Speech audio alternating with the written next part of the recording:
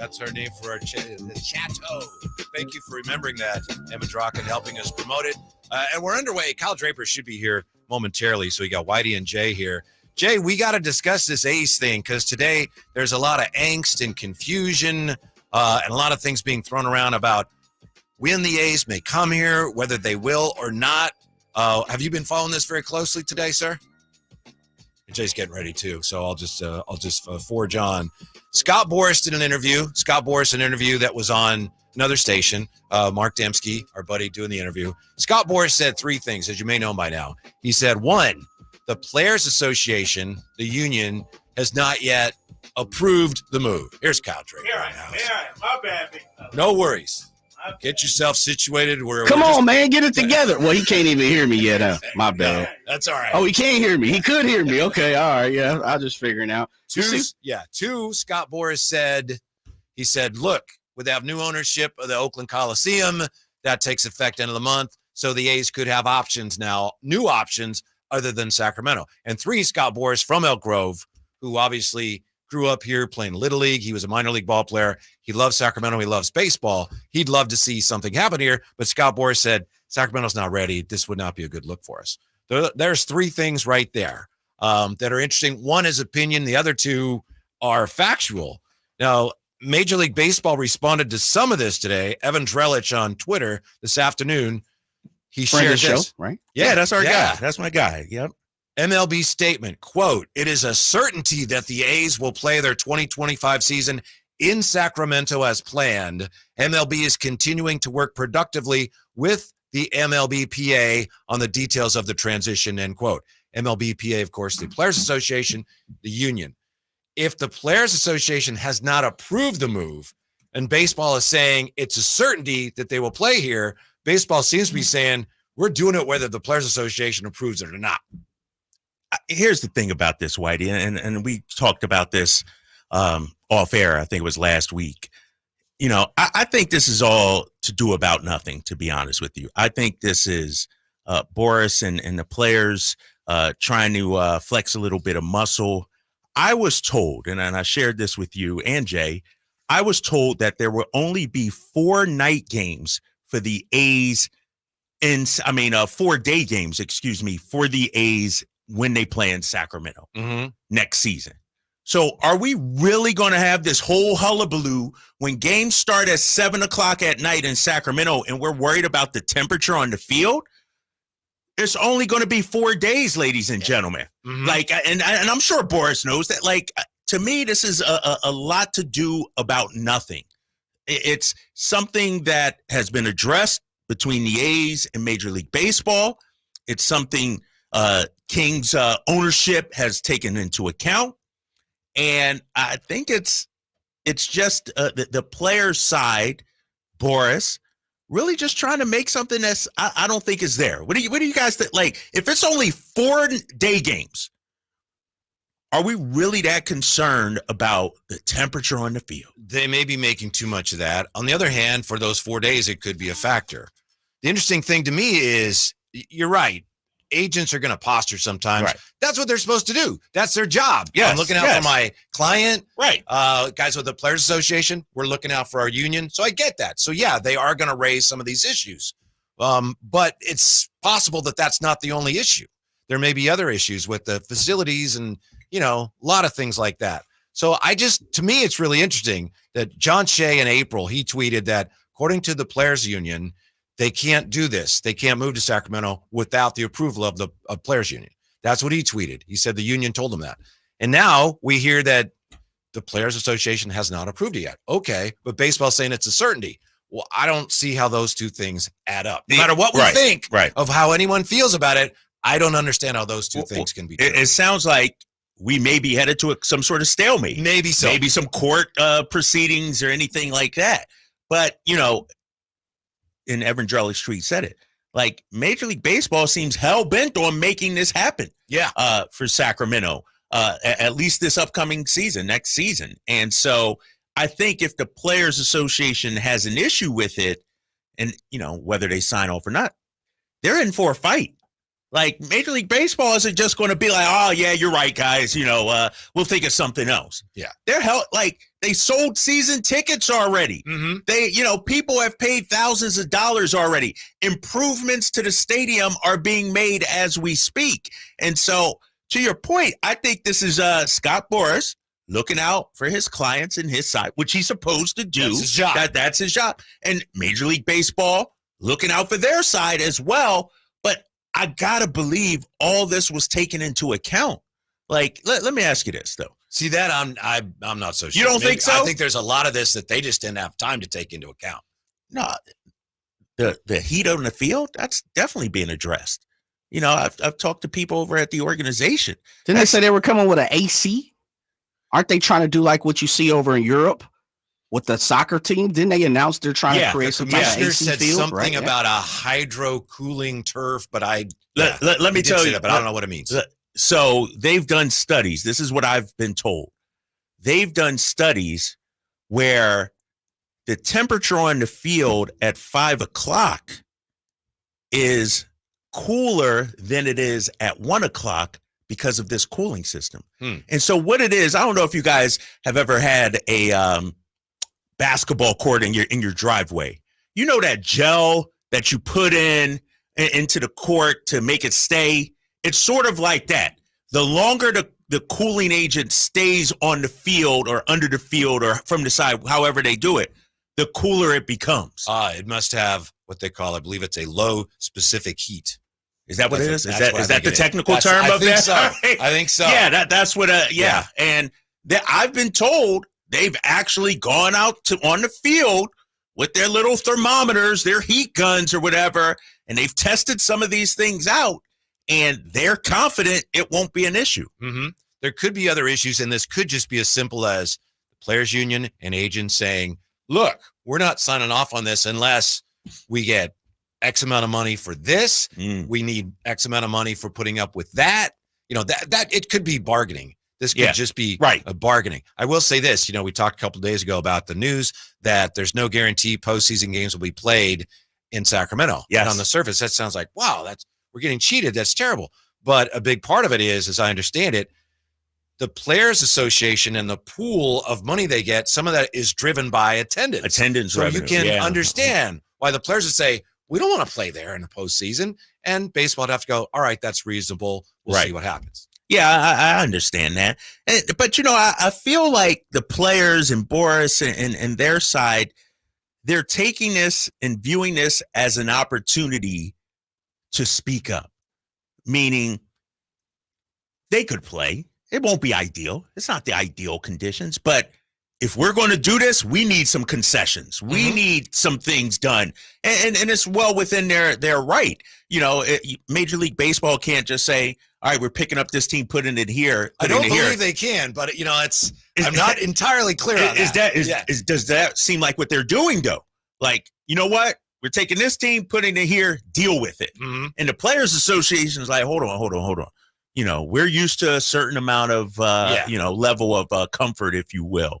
And so it's really, let's keep it real. It just sucks, fellas. It sucks for Major League Baseball. It sucks for the players, sucks for the Oakland A's fans, the city of Oakland, and even Sacramento. And I listened to the morning show and them talking, and you mentioned some of the Boras quotes about how it would be a bad look for Sacramento. I don't know of an easy answer. If it's not here, then where? Mm-hmm. Then where?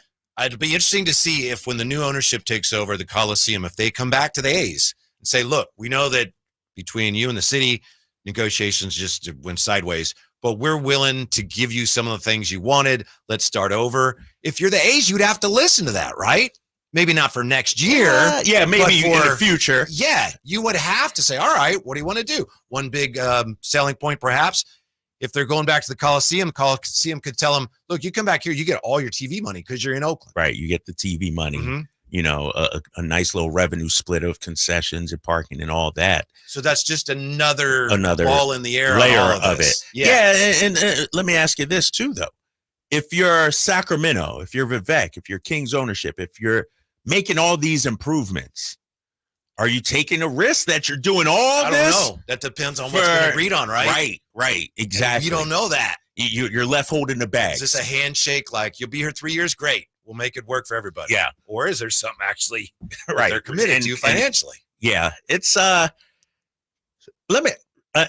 up against it here in a little bit. We'll but just roll it. Do you believe that there's a possibility come March 30th or whenever the season begins, the A's do not play in Sacramento? I think there's a possibility. Do you really? Yeah. But then again, I thought that's why it was so interesting that Baseball Today, their statement says it. They say it's a certainty. It's a certainty. Jay, can we get Evan on? Drellich? Oh, yeah. Yeah, Okay. let me check. Let's get. I mean, because he's hearing from baseball. I'd love to pick his brain and see what he thinks about it. Evan Drellich does a phenomenal job. I just feel like Drellich. I called him Drellich. Did I say it wrong? Drellich. Drellich. Yeah. Sorry, Evan. Worked with him at NBC Sports Boston. He would work there at the same time. Evan Drellich. Yeah, and I understand Major League Baseball has botched this, but from a legal standpoint, you would think, right? Like, maybe I'm giving them too much credit, giving them too much of the benefit of the doubt. You would think these issues have been addressed. They've talked to the Players Association. They've shown them their plans. Here's our thought. Like, why hasn't this been voted on yet by the players? How are you making an announcement, setting the schedule, and the players haven't even approved that yet? My view on that would be it all came together so quickly. Uh-huh. And if you're the Players Association, I can understand it. You go, whoa, we need to look at this. They start in 6 months. Right. It's happening. Yeah. I mean, this gets right around the corner. So when I say I'm not sure they thought all those things, I'm not implying anyone's incompetent. It's just there's a lot of things you got to consider, and there's a lot of unknowables about we're going to play Major League Baseball. What about this? We're going to try this. We don't know. How can they know? Like I said, I met with somebody high up in the organization last week, and I was told it's happening. Full speed ahead. The issue of the heat on the field has been addressed. Major League Baseball did raise that issue, and they're working on addressing it. Yeah. And so that's what the statement says today too. Right. Exactly. I mean, it's not an ideal situation. No doubt about it. It's not. But let me ask you this too, from a player's standpoint, would you rather be in a banged out, packed Sutter Health Park or empty Coliseum? Major League facility. Really? I mean, that's based on what I'm hearing from players. I understand your point, but it sounds like players, for the most part, would rather not play Major League Baseball in a minor league park, one that many of them have already played in. But, oh well. Yeah. Another thing, you brought up the postseason situation. I was also told that the lighting system there has to be greatly improved because it's not built for Sutter TV. Health? Yeah, it's not built. The lighting, like when you watch it on TV, you can watch, the River Cats now. It's kind of dim. It's kind of dark. It's interesting. ESPN Sunday Night Baseball ain't putting up with that. The commissioner had said something like, we're going to address the cameras there. Yeah. But I think maybe he was actually talking about the lights. They got to install all new lighting, everything. And so there's just a lot of things. They got to do. Yeah. Like upgrade, like you said, upgrade the clubhouse, the strength and weight and strength facilities, the bullpens. Like, there's a lot that needs to be upgraded. And again, getting back to the fact that they don't have that much time, there was a story Susan Slusser wrote that was in the Chronicle last week. And she says in June, Hayden Birdsong with the Giants, when he was with the River Cats at the time in June, and he's in the weight room and he's doing his work, and all of a sudden the wall starts shaking and a drill comes through, and they're going, we're refurbishing. He's like, dude, we're getting our work in.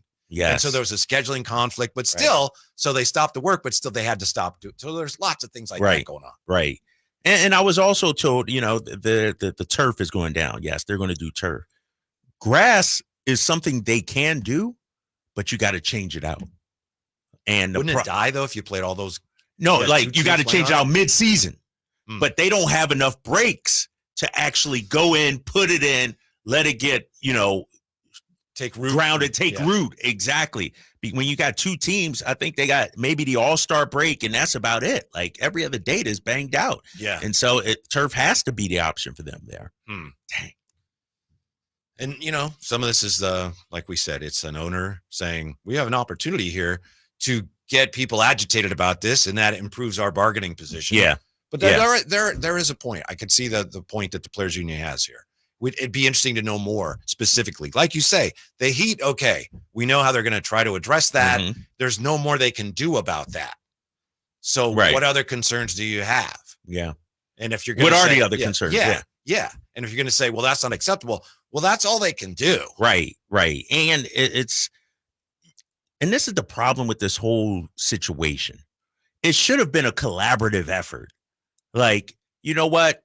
I'm going to go to the Players Association. Guys, I know this isn't, an ideal situation, but what can we do to make it as close to acceptable for you guys as possible? Players Association comes back with we need A, B, C, D, E, F, and G. Mm-hmm. All right, we'll try to do that. If we can't, we might just do A, B, C, and D or something. Some of that may be going on. It may be, it may be. But it sounds like, with Boris, the most powerful agent out there raising these concerns at this date, it leads, it makes it sound like they haven't been consulting with each other. They haven't been working together on this. Mm-hmm.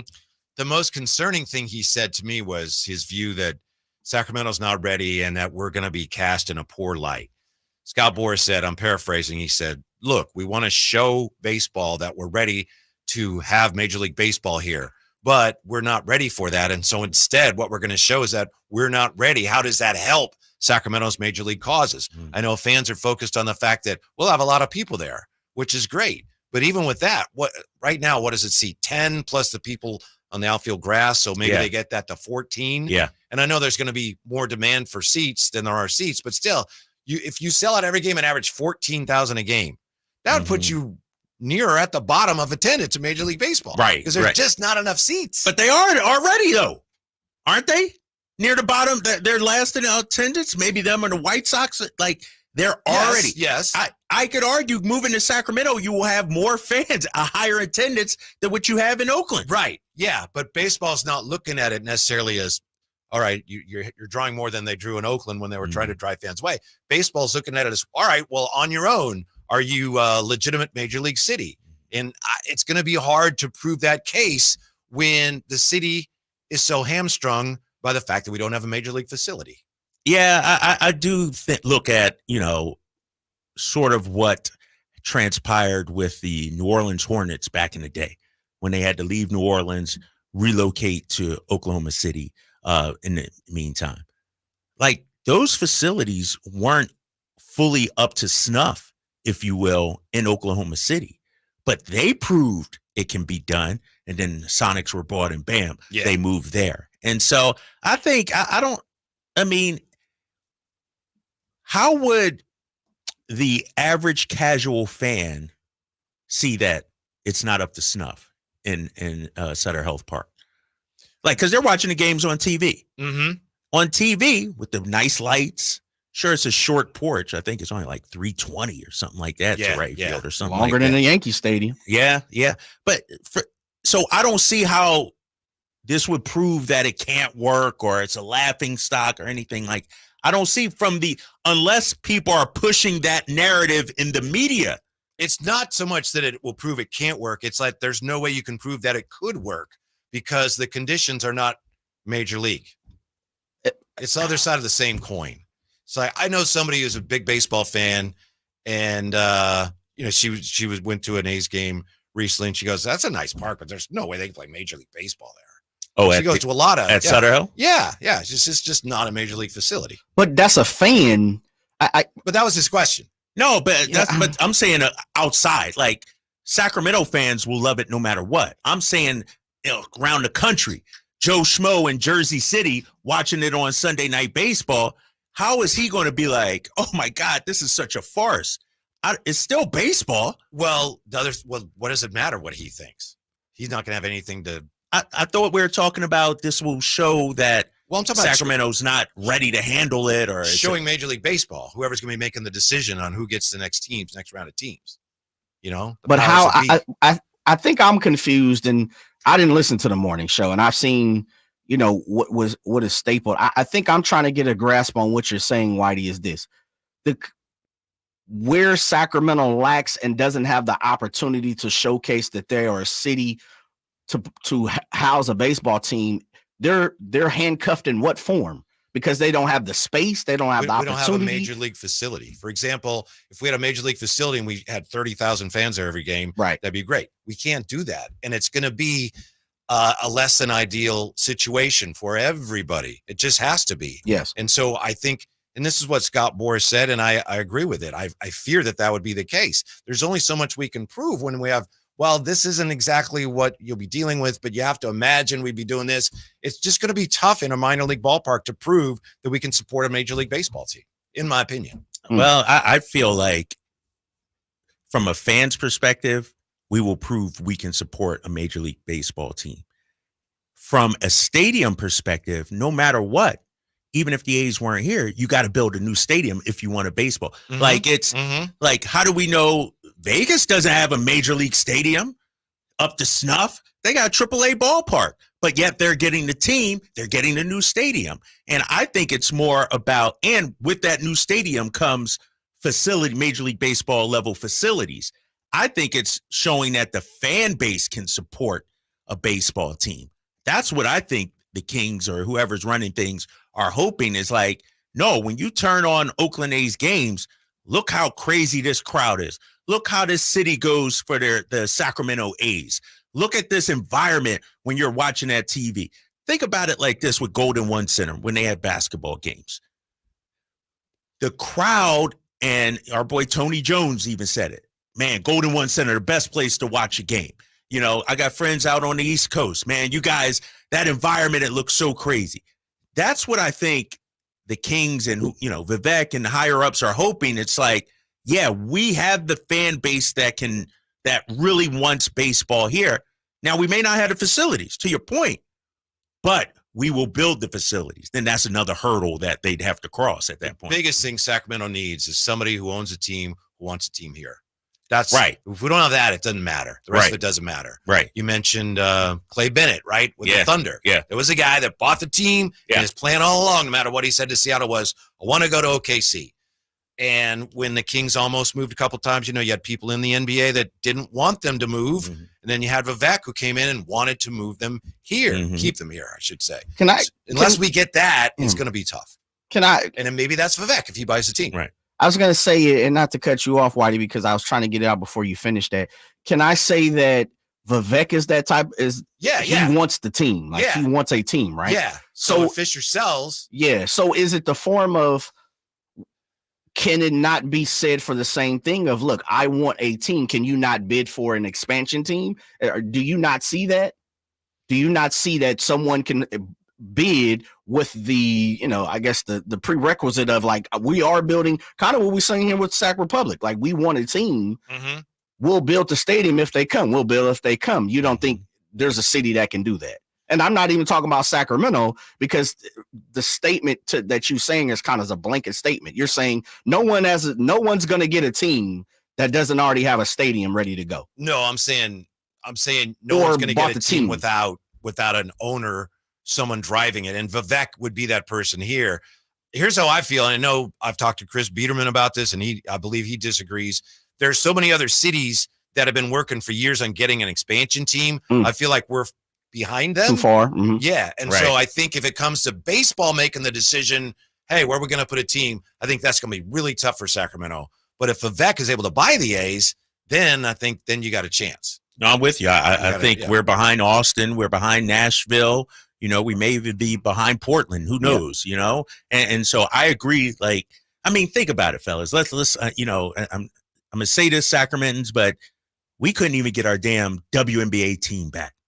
Like, how come this is a basketball crazed city, a basketball crazed town, and we weren't even on the radar when it comes to bringing a squad here to Sacramento? Made money. Right. Monarchs actually not a lot, not every year, but that was not very common then. Right. And so WNBA problem, Drapes. No, but Jay, that's why I think Vivek he's viewing this as, you know what? And this is just my opinion. All right, if they're here, I've shown that I can, be involved in Major League Baseball. I can attract a team here. Maybe if Fisher sells, maybe if the Vegas thing falls through, you know what? We're ready for you here in Sacramento. And so I'm with Whitey in the fact that if it comes to expansion, It's going to be tough. It's going to be tough. Yeah, It's going to be tough. I also don't think Vegas is going to happen. I could be dead wrong. I think that's dead. Meaning the A's, the Vegas. Right. See, I think the Vegas is in front for an expansion team prior to the A's. I'm with you guys on that. I do think, though, there's an opportunity for Sacramento to kind of what you're saying, backdoor it, Drapes. Yeah. I think that's the way Vivek is playing his cards. And hopefully, and I could be wrong. This is just my opinion. I'm thinking he's like, listen, if John Fisher does not meet the criteria to move that team to Las Vegas, look, I got that $3 billion or $2 billion or whatever. I believe it's supposed to be $2 billion. That $2 billion is ready to go for you, here, and we'll go ahead and build it here. I will say this though, I'm finding it difficult, and I get what you're saying, and I understand what Scott Boras is saying as well. I guess maybe my City of Trees fandom is jumping in front of my eyes, fellas. I do find it difficult that I'm more in the fact of if fans come out and they turn this city upside down and do what they did. And again, I go back to the Republic. When the Republic first jumped off here in Sacramento, it was rabid. It was like craziness. People all throughout the country, let alone the world, were talking about that. If Sacramento takes that step, I truly believe MLB is going to at least have to take a look at it, because unlike Portland, unlike Nashville, that's wishing upon a star. The difference is they might have the economic means to jump in front of Sacramento. But if you have the fan base that's already saying we're going to support the economics, I just truly find it that I think you can battle somebody. Mm-hmm. Well said by the mayor of the City of Trees. Yeah. Should I run? Yeah. You should. Let's go, big fella. You don't need to run. You're already That's elected, essentially. Yeah. If I was asking you guys right now, and I'm just playing, reporter or something, and you guys are the leaders for the city right now, do you think the A's in any shape, form, or fashion can live in Sacramento? Whitey? Yes, on a short-term basis. Drapes? Yes, I think they can. Short term or long term? I think short term with the intention of long term, if you build the stadium, that's another hurdle that, we're going to have to face at some point. But short term, yes. I think there's a very good chance they're here 1 year. Ooh, Then they go back to just Oakland. one. Really? Yeah. I'm not saying I hope for that, but I think it's on the board. Why do you think that would happen, though? Because I think the whole thing about the new ownership in Oakland is going to be a big factor. Like they give them a better deal or Yeah. something like that? Yeah. Okay. All right. Not necessarily the facilities or the That's part Players of it. Association. That's all part of it, but a lot of it depends on how it goes. Maybe everything goes great in Sacramento next year, and then no one's going to be in a hurry to go anywhere else. Yeah. All right. Fingers crossed. It sounds like baseball, though, as far as they're concerned, it's happening next year. When we come back, Pac-12 is back. Yeah. Right? Yeah. Excited about that? Yes, I am, Kinda. actually. Next, Sactown Sports. When an overwhelmed injury victim calls Ashton or Price, we immediately remove their legal burden and introduce them to the very best medical care in the region. They focus on their health, and we handle all the rest. When they reach the end of their medical journey and are reunited with happiness and hope, we unleash our decades of legal experience to obtain maximum compensation. We are real, local, experienced litigators and snappy dressers, too. Consultation's free, and there's never a fee until we win. Remember, for the best advice, don't think twice. Call Ashton and Price. The TaylorMade Tour Van is a one-stop shop for PGA Tour players to get their clubs to exact specifications. And now you can get the same experience at Hagen Oaks when the TaylorMade Tour Van brings their fitting skills to you. On September 20th and 21st, you can be fitted at Hagen Oaks and have your clubs built by the TaylorMade Tour Van.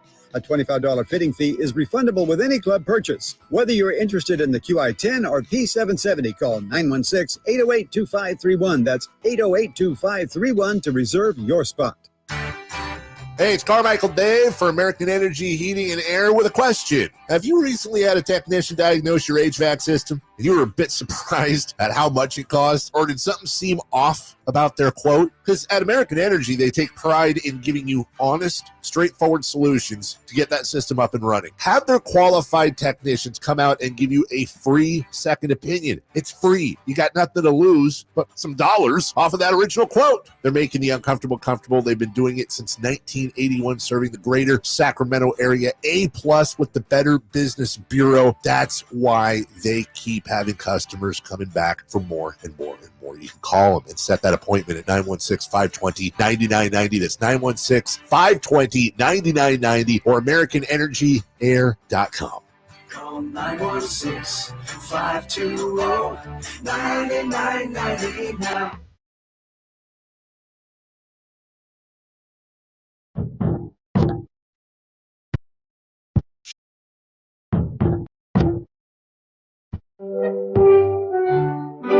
Timmy, everybody. Great job. Next up for our 5th grade class recital, we have Samantha. 10 times better performance can make a big difference. Castrol Edge Motor Oil gives your engine 10 times better high-stress performance. Castrol Edge, better oil for maximum performance. Now through December 28th, Castrol Edge and Edge High Mileage Motor Oil are on rollback at Walmart. Claim based on sequence 9 test under high-load conditions versus API SP test limits. Hello? Hey, it's Ted from Consumer Cellular, the guy in the orange sweater, and this is your wake-up call. Did you know we've got you fully covered? I've taken up beekeeping. I'm always covered. I'm talking the same fast, reliable nationwide coverage at up to half the cost. Same honey, half the work? Exactly. Sweet. Just call 1-888-FREEDOM or visit consumercellular.com. Savings based on cost of Consumer Cellular single line 1, 5, and 10 gig data plans with unlimited talk and text compared to lowest cost single line postpaid unlimited talk, text, and data plans offered by T-Mobile and Verizon January 2024. Experience a golf tournament as refined as you are. The Pro Court Championship at Silverado Resort, September 12th through the 15th. Be there as the best of Napa meets the best of the PGA Tour. With world-class wine experiences, breathtaking views, and incredible golf. It's like this weekend was made for you. The Pro Court Championship, September 12th through the 15th. For tickets, go to ProCourtChampionship.com. Sacramento Dodge Chrysler Jeep Ram off Business 80 next to Hagen Oaks or online SacSuperstore.com. Big inventory and the right deal. Experience it for yourself and see why their customers drive away smiling. It's the Sac Superstore difference. The feet have a really big impact on how the rest of the body moves. The knees, the hips, the lower back especially. If the foot isn't properly aligned, all of these joints are going to function incorrectly. That results in a lot of muscle tension and chronic pain. What I really like about the Good Feet system is that the right arch supports can put the foot in its proper alignment. So all the joints up the rest of the body will be aligned properly as well. And when the body's aligned, we can reduce the risk of injury and chronic pain. Come to the Good Feet store now for a free fitting and test walk.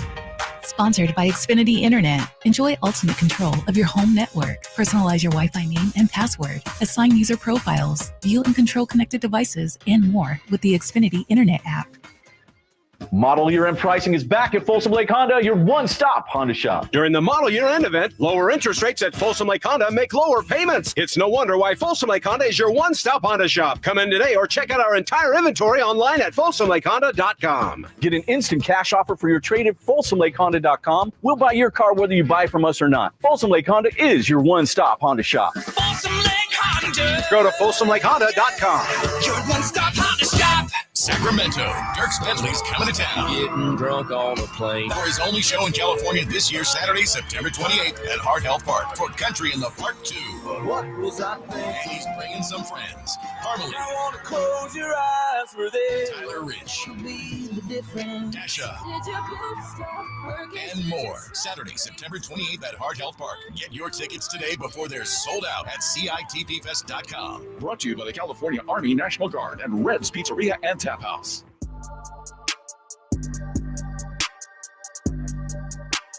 Your afternoon home for Kings talk and so much more.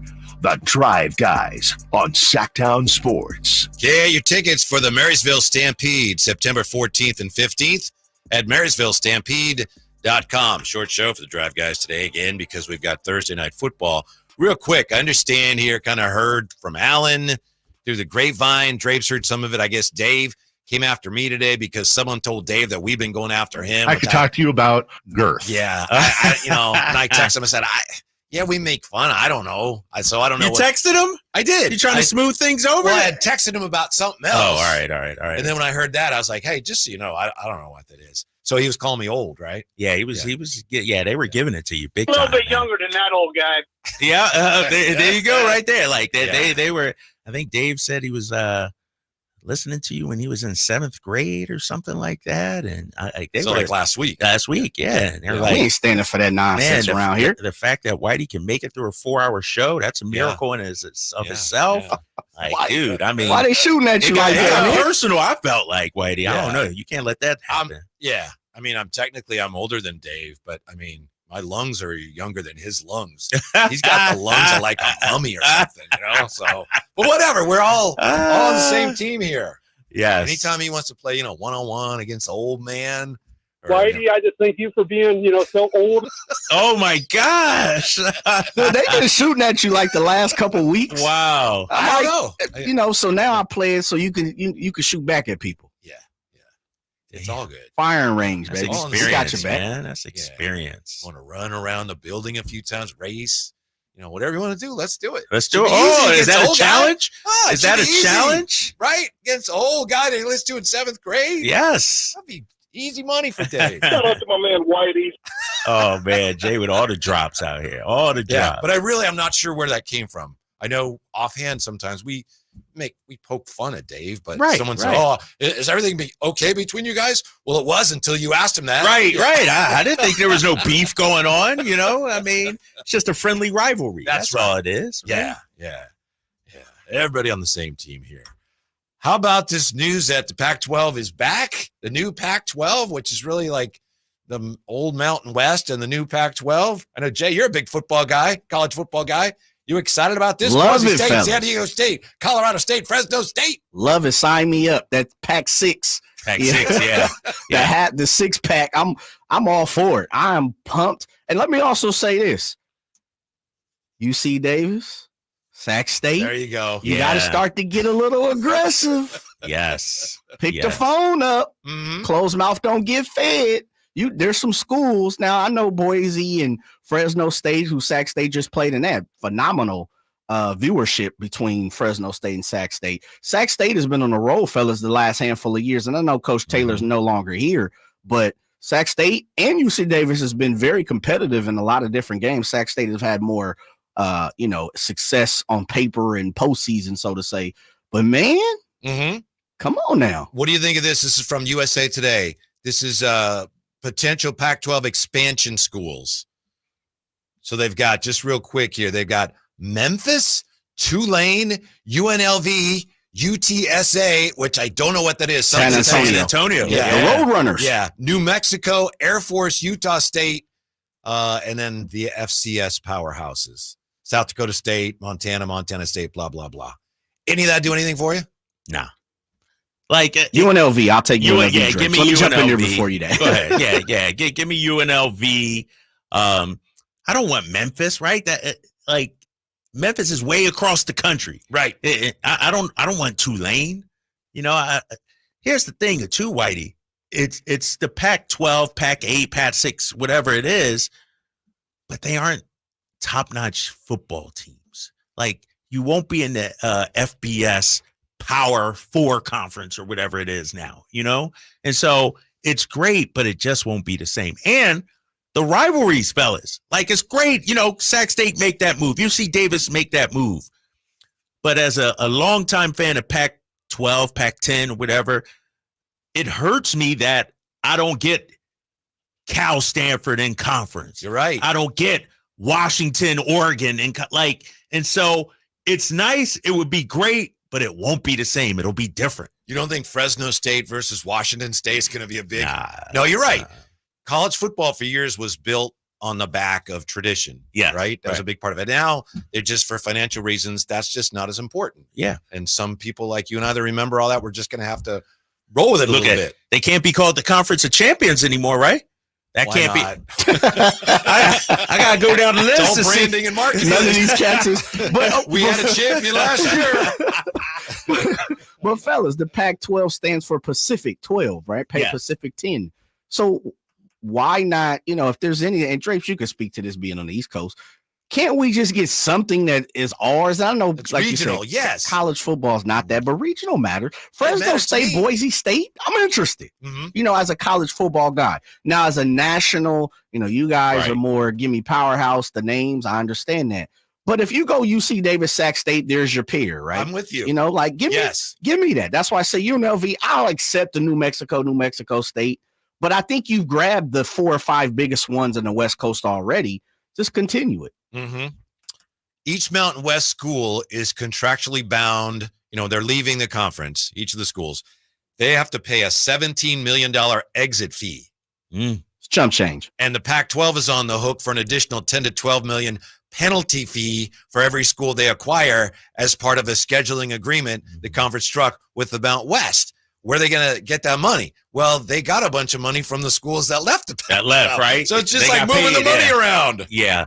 And to Jay's point, it's, you know, it's not that much money in the whole landscape of college athletics. And, you know, look how, you know, the 10 schools that left the Pac-12, you know, that's still sad. Got pilfered, you know, they came up with the money for it. And so, you know, I think it's a way to sort of save, you know, like Jay was talking about the Pacific 12 or 8 or whatever, but it's, you're going to be relegated to what the Big East is almost, you know, it's like, yeah, you got the conference, you know, but nobody's checking for it nationally, you know, and same thing baby with steps, baby steps. You know, I'm looking at this ESPN story and about this move. And one of the things that they brought up, what I thought was very interesting, one of the headlines is, who else will the Pac-12 target? It will likely aim high and move down the list. Cal and Stanford are the dream acquisitions. I could see at some point, but it didn't, it says, but making that happen would be extremely complicated but I could see at some point the Pac-8, 10, 12 coming back together. Wow. Maybe not in 2 years, not 5 years, but you know, I will say too, I feel like the conference system is about to crumble in itself, and everybody's just going to be an independent. Yeah, Stanford, we don't need you anymore. We got Boise State. Right. Take it somewhere else. Oh, would right. you? Nah, you wouldn't do that to Stanford. No, would you? you Nah, wouldn't. come on. Stanford is a pillar of the West Coast community. Cal and Stanford, the East door is Palo Alto always area. open. Yeah. You know, Drapes, it is interesting because I do think the ACC is going to treat Cal and Stanford like, you know, stepchildren. Right. And even though all these conferences and all these colleges are everywhere, most of the ACC is Atlantic Coast. Yeah. What's we see to go from Cal and Stanford to keep going down south and keep going east, man, that's a lot of budget. And I'm not saying Cal, I'm not counting their pockets because they have it. Believe me, check the tuition. But at some point, it may prove true. Like it is easier to travel up to Idaho. Yeah. You know, I'll go to Pullman. I will take my steps down to Fresno State. But I will say this, I'm excited, fellas, that Fresno State, Boise State, San Diego State, I'm missing one. Who's the other one I'm missing? Colorado State. Okay. Those guys are taking the necessary steps to be like, we want to be bigger. Yes. We want Their to profile be. Yes. is raised. Because how many times, and again, I just go back to this past weekend, Fresno State playing Sac State.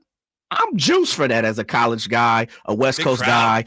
And just what Drapes is saying, most of the time, Fresno State big games are Thursday nights, right? ESPN and Colorado State's play Thursday nights. Now you may get a prime time 4:30 if Boise is good. You may get if San Diego State is fighting, 11-1. Like it may bring back something for that on the West Coast. I'm pumped. Sac State. Come on, Sac State, UC Davis. Are you pumped for this? Now, crazy schedule today, short show. Would you be up for the way back quiz next?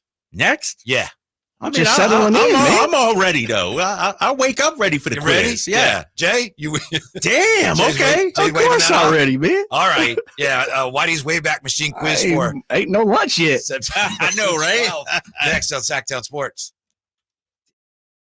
What's going on? We're talking to Chad Hoblet, Hoblet Dodge Chrysler Jeep Ram in Woodland. What's happening for Ram Power Days? Well, 2024 is almost over, so we figured we'd get a head start with big savings on brand new 2025 Ram 1500s. Right now, you can save up to $15,000 off MSRP on the brand new and very nicely updated 2025 Ram 1500s, starting as low as $37,780. I want to make sure I heard you right. You said 2025, as in next year's models, and you're already giving $15,000 off? You heard that right.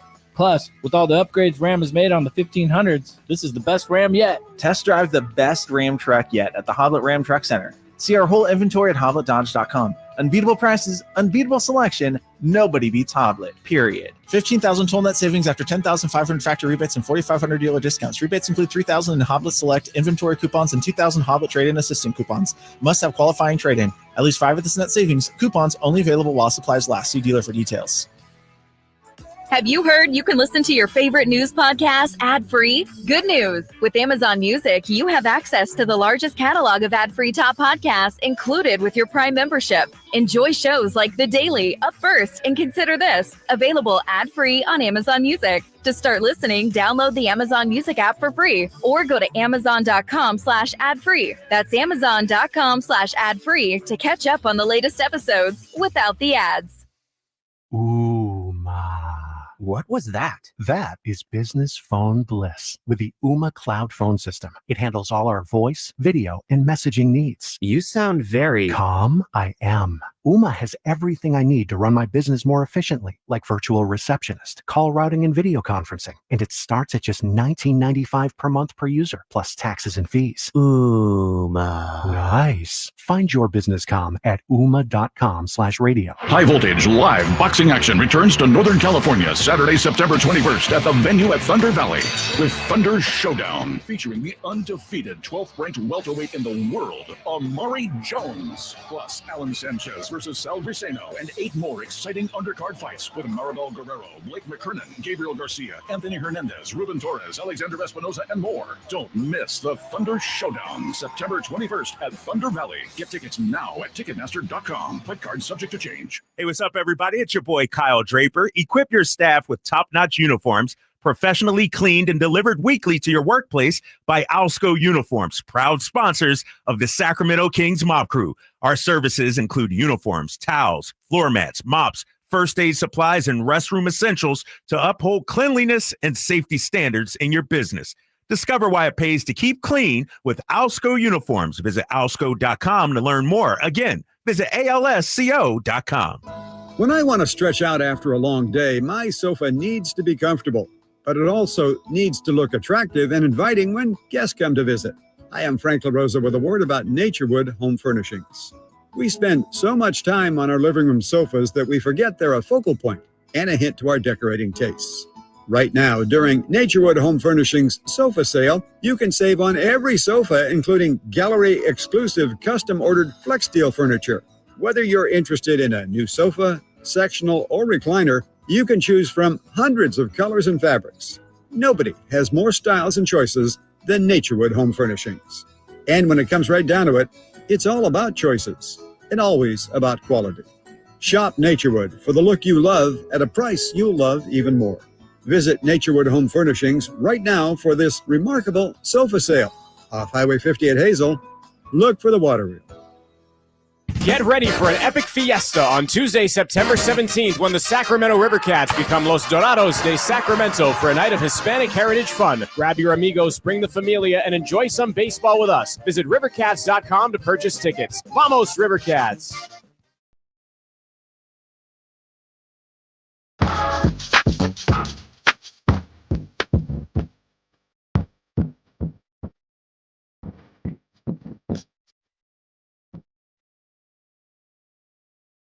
The Drive Guys, live and local, every afternoon, Monday through Friday on Sactown Sports. On the chat, in the chateau, Brian Cardacelli says Drapes might hit the golf course tonight. Good weather, getting off early. People wondering, it's a show in at 3 today? How short is the show? We're on till 4:30-ish? Ish, yeah. Short show, but it's still jam-packed, right? Yeah. It'll still be great. And look, we apologize. Last week we had a couple short shows, and we didn't know when... I know. We didn't know when we were on, when we were off. That's on us. But anyway, today we're on till, I think, 4:30 for the Dolphins and the Bills tonight. Great game, too. Yeah, That'll be a huge matchup. Yeah. So we're getting to the Wayback Quiz, Whitey's Wayback Machine Quiz now, because we have special guest at 3:45, and this is just the best time for it. But we still have plenty of show left here. Whitey's Wayback Machine Quiz for September the 12th. Controversial win for Jay yesterday with people on the chat and the text line said, that's not fair. It wasn't fair. Did you think it was fair, Jay? Who won? Jay won. Then it was fair. Have you rethought? No. So, okay. All right. Just Stick with your guns, Yeah, White. now I know. Now I know. Let's go. All right. We'll see what we can do about that. We won't have a problem with the time today, so I don't think we'll have to resort to the true or false showdown. Good. Yeah. So, Jay, up first today, we got 1984, 1988, 2004, 2010, name the year, and 2006. Everything in the quiz having to do with something that happened on this date or is related to something that happened on this date in those years. 84, 88, 04, 2010, name the year, and 2006. 04. 2004. All right, Jay, what team snaps their record 24-game road losing streak with a win over the Bears at Soldier Field this day, 2004? Bengals, Lions, Cardinals. Lions. Lions is correct. Easy. Easy. Giving them the layups out there. Okay. That's what happened. I'll take them. I see how I'll take them. DeMar DeRozan style. Layups. Jay up 1-0. KD, 84, 88, 2010, name of the year, 2006. 2006. 2006 is the closest to. Would you like him to go first? Yeah, Jay, go first. All right, Jay, this day, 2006. The Braves' record run of consecutive division titles, Ooh. the longest in any sport, Yeah. ends after how many seasons? 17? 17? Oh, I thought it was 17. You want me to read it again? Yes, please. Yeah. 2006, the Braves' record run of consecutive division titles, the longest in any sport, ends after how many seasons? Jason, 17. I thought I was spot on. And what year is this? 2006. 16. The answer is 19. 14. Oh. Yeah. It started 91, I think, when they went to the World Series. Right, Yeah, that's exactly. 14 straight broke years that? won the division. Who broke it? Yeah. You got that info? 06 would Phillies? have been, Phillies, The baby. Phillies? Got to be Phillies, right? I have to double check. Yeah, that. gotta be Probably. Phillies. That's when we were like really Yeah, starting. that's my boy J-Ro. on there. Yeah. All right, so it's 1-1, Jay. 84, 88, 2010, name the year. Let's go 2010. 2010. Who becomes the first player to win a FIBA gold medal and an NBA championship in the same year, winning the FIBA on this date? Kobe Bryant, Lamar Odom, Pau Gasol. Say that question. What? Who becomes the first player to win a FIBA gold medal and an NBA championship in the same year? Gotcha. Oh, okay. Oh, all right. NBA championship. Kobe Bryant, Lamar Odom, Pau Gasol. Man. Mm. Let me count my Olympics backwards. This dude. Come on. It's not Olympics. I know FIBA World Championship, so Yeah. I'm just counting. I'm going to say Pau Gasol. Pau Gasol is not No. correct. Oh. Not correct, Jay. Can I phone a friend? Somebody at work. Somebody on YouTube. Somebody. I don't think you can. I can't Not do unless that. Jay allows you to do that. I'm going to look directly in the camera. Lamar Odom. He's got it. Oh. It is Lamar Odom. Drapes with the point and the lead. Yeah, 2-1. Lamar Odom's got a world championship. Yeah, FIBA, 2012 with Miami. What year? 2010. See, they 2010. won a championship The with Lakers. Oh, you Yeah. said FIBA, not Olympic. Yeah. So, Yep. 84, 88, name the year. You got the 2-1 lead. 84, 88, name the year. 88. 1988. Pardon me, we're doing research here as we play the game. 88. For the first time, an NFL regular season game is played where? This date, 1988. Mexico, England, Phoenix, Arizona. A major league game, you said? NFL game. Oh, NFL. The All right, first time all right, the sorry. NFL regular season game is played where? Mexico, England, Phoenix, Arizona. 1988, Yeah, Phoenix, Arizona. that's correct. Yeah. Your boy's on fire today, kids. Dallas over the Phoenix Cardinals, 17-14. Yeah. Yeah, 3-1. By the way, it was the Mets in 2006. Mets. Yeah. The Mets. Amazing Mets. All right, Jay. You got 2 points left on the board. You're down 3-1. So you need to make things I happen. got it. Don't worry about it, baby. 1984, name the year. Name the year. Name the year. You want him to go first? Of course. All right. All right. Now listen, this is a little involved. All right. Al Lopez of Brooklyn bounces a drive over the fence for a home run. It's the last time a ball bouncing over the fence is counted as a homer, with a rule change the following year, making such a hit a ground rule double. So Al Lopez, this date, the last time in Major League history, the ball that bounced over the fence was a home run. This date, what year? 1966. 1966, Jay? 1965. Yeah, it's 1930. Yeah, that's what that word earlier. I was going to say 20s or something. Yeah. We got a match. I never heard of Al Lopez. So I'm like, I'm Al pretty schooled in Lopez. 60s, 70s. Yeah. So I think some of Babe Ruth's home runs actually bounced. Don't even get me started. Don't get me started, Drake. You got a bunch of doubles, but inside the park, right? All right, Drapes. It's 3-2. I got this. Only 1 year left, right? 1984. Yep. It's the closest to. Jay first. Jay can force overtime, or Drapes can win it. Okay. This date, 1984, Jay. Dwight Gooden sets the rookie record for strikeouts. He would end up leading the league in strikeouts. Yeah. 1984. With a rookie record of how many? 217. 217? Oh, for the season, you're saying? Yes. Yes. One more time, read it, please. Dwight Gooden sets the rookie record for strikeouts. This date, 84. He would end up leading the league in strikeouts with a rookie record. How many? 217. 217. Let me do the math. Big fella. Let me do the math here. 217. Math? 200 innings. Oh, that's tough. Rookie too. He wasn't throwing that much. Stop trying to psych me out, Jay. Stop trying to. In there myself. I know he's trying to psych me out here. He's trying to. 200 innings pitch. Gets one inning. But remember Nolan Ryan just he led the league with two. And which Jay's number? 217. This is tough. I'm going to go with 216. 276. Oh, dang, that was a lot. My God. See, you should have. He knew he was too low. Yeah, I was. He was. Yeah, he was. Nolan Ryan pitched a lot. Yeah. All right. I should have been like 230. What just shot over the top. Yeah. All right. So it's 3-3. We go to overtime. No, it's of course. Of course not. You said you didn't want your fault. You said you didn't change it, though. All right. It depends per day now. Do we have to flip a coin here? Oh, yeah. Yes, you got to flip the coin. Yeah, flip the no coin. Why nobody ever keeps a coin? Can we flip your whatever that is? Heads. Okay. Tails. Jay, all right. Who calls it? You got it in your hand. All right, I'll call it. Tails. It's heads. Heads. Jay, get to go. Let's go, baby. All right. It's closest to, Jay. You can't do that, Whitey. Can't be closest to. It's what it is. Oh, my gosh. It has to be that, because otherwise it's multiple choice. We could be here forever. Okay. So you want him to go first? Drapes, of course. Yeah. This date, Drapes, 1976. Oh, that's a good year. Designated hitter Minnie Minoso singles against the Angels, becoming officially the oldest player to record a major league hit. At what age? This date, 1976. Minnie Minoso. 47. 47.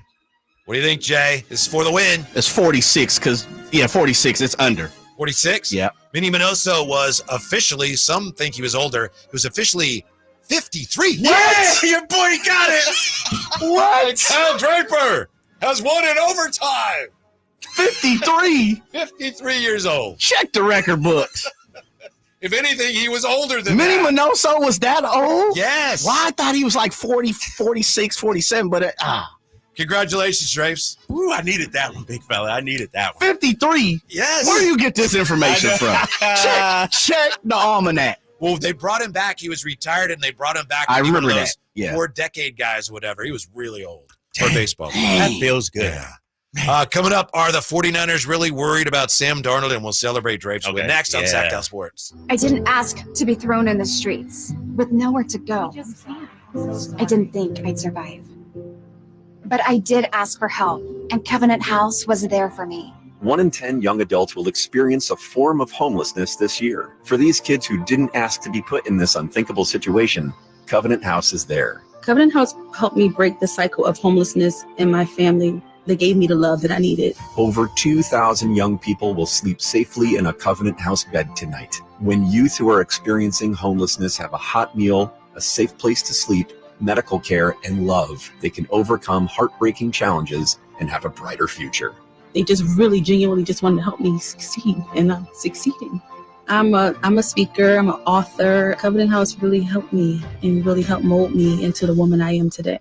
If you or someone you love is asking for help, Go to safeplacetosleep.org today. Sacramento State football is back this Saturday for their home opener. The Hornets look to make their 5th straight trip to the postseason as they battle another FCS playoff team from 2023. It's the Hornets versus Nicholls State. Game time at Hornet Stadium, 6 o'clock, and stay for the post-game fireworks show. It's the home opener for Sacramento State football Saturday at 6. Log on to hornetsports.com for tickets. Go Hornets! Stingers up. You guys got a new Honda? Well, like this. My mom was driving me to school when, damn, our car started smoking. My mom wasn't happy, so she called my dad and said, honey, if you value your life and our marriage, you'll take care of this now. So my dad calls up Stockton Honda and was like, can you get me approved for a new car and save my marriage? And they're all, sure, Mr. Jones, we do this every day. And just like that, Stockton Honda to the rescue. Hey, this is Greg Papa. Are you working through a major insurance claim? SunPoint Public Adjusters can help. SunPoint prepares, presents, and negotiates your claim with the insurance company, working only for you, making sure you get everything you're entitled to, not what just some adjuster working for an insurance company thinks you should get. Call SunPoint today at 888-247-7865 or contact us at sunpoint.us. SunPoint Public Adjusters, the gold standard in public adjusting. License number 2N14884. Hey, listen up. This is your Sactown Sports live events calendar. First on the lineup is the Lodi Grape Festival coming September 12th through the 15th. And then rock out to Zeppelin USA at Thunder Valley on September 19th. On September 20th, laugh your heart out with comedy superstar Nikki Glazer at Thunder Valley. And the laughs keep on coming on September 21st with George Lopez when he takes the stage at Hard Rock Live Sacramento. If you're a country fan, you won't want to miss Winona Judd at Hard Rock Live on September 28th. And then on October 4th, comedy legend Rob Schneider is bringing the laughs to Hard Rock Live Sacramento. On October 20th, you don't want to miss Renee Vaca as he brings his hilarious stand-up to the Crest Theater. And finally, gear up for the ultimate Halloween bash with a $5,000 costume contest. It's Sinners and Saints Saturday at Thunder Valley on Saturday, October 26th. Costumes, music, and plenty of thrills. And that's your Sactown Sports live events calendar. For details, go to sacktownsports.com and stay locked on to Sactown Sports for your chance to win tickets. It's the home opener for Sacramento State Hornets this Saturday, 6 p.m. kickoff versus Nicholls. Get your tickets at hornetsports.com. It's Capital Casino, Sacramento's #1 poker room. And guess what? Primetime football is back. Capital Casino is giving away $500 per game in high hand bonuses for every Sunday, Monday, and Thursday night primetime game. As always, offering the best food, the best service, and the best action with the most variety of games in the region, conveniently located in downtown Sacramento. So check them out, Capital Casino, and always remember to gamble responsibly. 1-800-GAMBLER. KHTKAM Sacramento, KYMX HD2 Sacramento. From the Power Business Technology Toshiba Studios, your new home for 49ers football in the 916. Sactown Sports.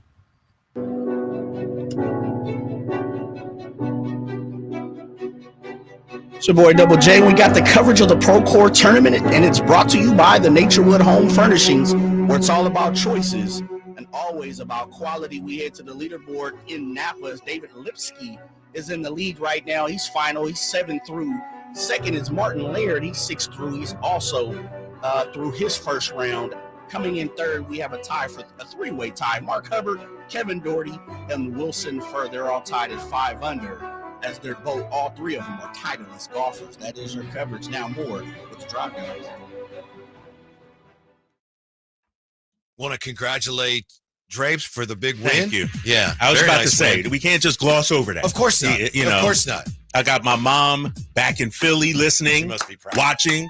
I got friends at work cheering for me, hyping me up. I don't see my boy Derek too shifty today. He missed it. Yeah. But I'm sure Campio was pulling for me, so I did it. I did it for the culture. Campio's been a Jay guy lately. Nah, but he realizes, you know what, Jay's a losing bet. So he said, let me hop on Draper's side today. Yeah, and I will say, I appreciate this. Jay could not believe the answer, but he wasn't angry or anything. He just came in to look it up, which is great. It's great when we go back and look at some of these things, because they are sometimes like, that couldn't have happened. Right. Imenoso was 53, and he got a base hit. 53. Yeah. And he played till what? He was 56, did we say? They brought him back 4 4 years later. Wow. And he didn't get any hits that time. Jay, you didn't know that, bro? No, I didn't. I knew that. That's why, said 47. My I think bad. it's impressive you even knew who Minnie Minoso I know, was. right? Oh yeah, Minnie was a baller. He was a baller back in the day. Yeah. But I honestly, fellas, I thought he was a 60. Played in the 60s. So when you said 76, I was like, ooh, that's a little. But I also thought, looking at the Nelson Cruzes, guys like that who 42, 43 years old. Like, he's probably about 47, 48. So when Drape said 47, put the pressure on me. Yeah, that was a good. Yeah, it was a good shot. Yeah. Well, see, I think Drapes is more familiar with Minnie Minoso because he got to see him play. Oh shit! Both of you guys. Nah, it's all good. I'm not. We are old. Ages We are old. Yeah. Like, where's HR at? Right? Rachel, we need you up here. We need you. The other thing I want to say is it happened at the end of the show yesterday, and we didn't give you enough credit for working in the word of the day yesterday with Reggie Theus, the cattywampus. Cattywampus. I was nervous too when I delivered it. I was like, all right, is Reggie going to think I'm crazy or what? But kept it moving though. Yes. Kept it moving. Well, you buried it in a way because you said things for cattywampus, and then it was legit. You got it in, and I got it in. But you didn't. You kept talking for another, minute and a half. So by the time it was his turn to talk, there's no way he could remember what he said. That was my strategy the whole time. Now, wait till next week's word or whatever we decide comes up. Yeah. When you lose this week. Oh, Yeah. I'm going to hammer you big time. All right. Big time. Yeah, but I got to say, you didn't say, like, cattywampus. You were like, oh, Reggie. Red. It was like cattywampus out there. Yeah, man. You sold it. Yeah. I would love to know what Reggie was thinking at that moment. Like, did he just say cattywampus? Like, or something like that. But he just kept it moving. He didn't even address it or anything. It was nice that Reggie said it was he was so honored, to be in the top 10. No, he's no doubt in the top 10. We should be honored that. Well, now he got to get his number retired. Yeah, 100. He needs to get in the Hall of Fame too. I'm talking the NBA, a 19,000 point scorer. I think he is right on the cusp of 20,000 points. I think he's 18 or 19,000. Yeah, Reggie should be in the Hall of Fame, in my opinion. It was because I wasn't privy to the situation of Reg. Reg was a true baller from what everybody talked like, but Drace Whitey, is he really like a Hall of Famer, no doubt type guy for you? I think, and sorry to jump in on this, I think if his teams would have any modicum of success, yes. Yeah. If he were on better teams, and he was in the playoffs a few years, and also 19,000 is, phenomenal, but it's not that magic. 20,000 is kind of the magic number. But what about his college game though? He was a beast in New Mexico, right? That's what I'm saying. Beast in New Mexico. Put him in Hall of Fame for Hang Time, his TV show. Shoot, you know what I mean? Mm-hmm. Like that dude deserves and he's to be coached everywhere. Like Mm-hmm. I don't and I haven't. Forgive me for not knowing this. Was Reggie a McDonald's All-American? Do you guys know that? I don't know. I don't know. I would imagine so. If they were doing that thing back then. But I was listening to Sirius XM radio, fellas, and one, speaking of the Hall of Fame, he I do believe, he was he's a McDonald's All-American. Yeah, gotcha. 13 overlooked All-Americans, I think. Yeah, I think so. But they were talking about, is Robert Horry a Hall of Famer? No. Should he be a Hall of Famer? Nope. 7 championships? No. Big Shot Bob? Do you know think he about should that? be? No, I'm asking you. No. Okay. Because we agree. Because if we put Robert Horry in the Hall of Fame, we can no longer have the discussion, would you rather be Robert Horry with 7 championships or Carmelo Anthony a Hall of Fame career? No, I don't think he should. He was good. He was good on some great teams. He had some big shots, but he was never a top 2 or 3 man on any of those teams. I don't think being on a lot of good teams, that's really cool, but I don't think that's what should get you in the Hall of Fame. Right. I wonder, though, those 60 Celtics that won, 11 and 13 years. I need to deep dive on some of the numbers of the back end guys. Did they deserve to be Hall of Famers, or because their teams, the greatest team ever, stretch ever, does that give them the boost to put them in the Hall of Fame? Yeah, probably. Because if we're talking 20,000, but that was a pretty good team. But there's a bunch of those guys on those 60 teams that didn't hit 20,000 points, but because they had the 6-7 championship, 34%, I'd be like, right. yeah, right. I mean, that's an exaggeration. I'm kidding, but right? No, I'm with you on that. A little different then. Yeah, I'm gonna look it up real quick, Whitey. Just 1965 Boston Celtics roster. 65. Like Sam Jones and Bill Sharman. Right. Bill Sharman. I don't know if he's still playing then. Cousy, Russ, and Don Nelson, Satch Sanders, John Thompson, former Georgetown coach. He was on that team. But I wonder if were those guys really Hall of Famers? Did they really have Hall of Fame careers, or because they won so much, their careers got boosted up because of that? If you were a rotational player and contributed on the most dominant team of all time, I don't have a problem with that. I don't have a problem with those guys being in the Hall of Fame. So I'm looking at numbers. Now you go to the numbers, and it's going to be like looking up Johnny Unitas's numbers and saying he was terrible. He wasn't terrible, but the numbers were different then. Yeah. I'm looking at just some of the numbers. Like, there are guys who are averaging 15, 16 points per game, but they're Hall of Famers. But yet guys like my boy Reggie Theus, averaging 19, 20, 21 for his career, aren't in. Speaking of great quarterbacks, are you buying what the 49ers are selling as they get ready for the Vikings?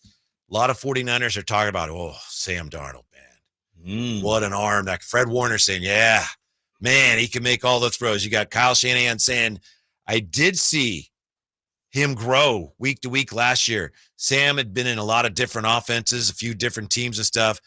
I think just the more he always could make plays and stuff, but the more he got used to what we were asking. It's hard when you ask some people to do stuff that they haven't done before, because sometimes you got to get worse before you get better. But Sam came in with such a good mindset. Anyway, the 49ers are really singing the praises of Sam Darnold this week. And rightfully so. Sam's a gunslinger. This dude can ball out. I maintain, when you look at the arm strength, the talent, Sam Darnold has it. Now, the decision-making you can question a little bit, but you can't base Sam Darnold's whether he's good or not on what happened with the Jets organization or with Carolina. Those are two dumpster fires of a franchise. He comes to San Francisco. He started the one game, didn't, look that great. I understand that. But during the preseason, he looked good. The ball looked sharp coming out. And he was a 79% completion percentage in week one for Minnesota. Completed his first 12 passes. Yeah. I think it's sort of like Geno Smith. It took Geno a while to find his footing, find his spot, find the culture that fits him. Geno Smith, also a former New York Jet. Crappy franchise. Crappy development of quarterbacks over the years. And so I do think, and then you throw him with a number one wide receiver in Justin Jefferson, and you need to respect Sam Darnold, I think. But I get all that. He wasn't even going to be the starter this year if their starter hadn't gotten hurt. He was going to be a backup. That's because they got a top 10 pick. That's why, they had a guy, but they brought him in, and based on week one, and I know it's only 1 week, White. I get that. I know it's only one week. Like, Darnold can do some things. As long as you protect him, make him, not have to force things. Like, if he plays from ahead, I think he'll be good.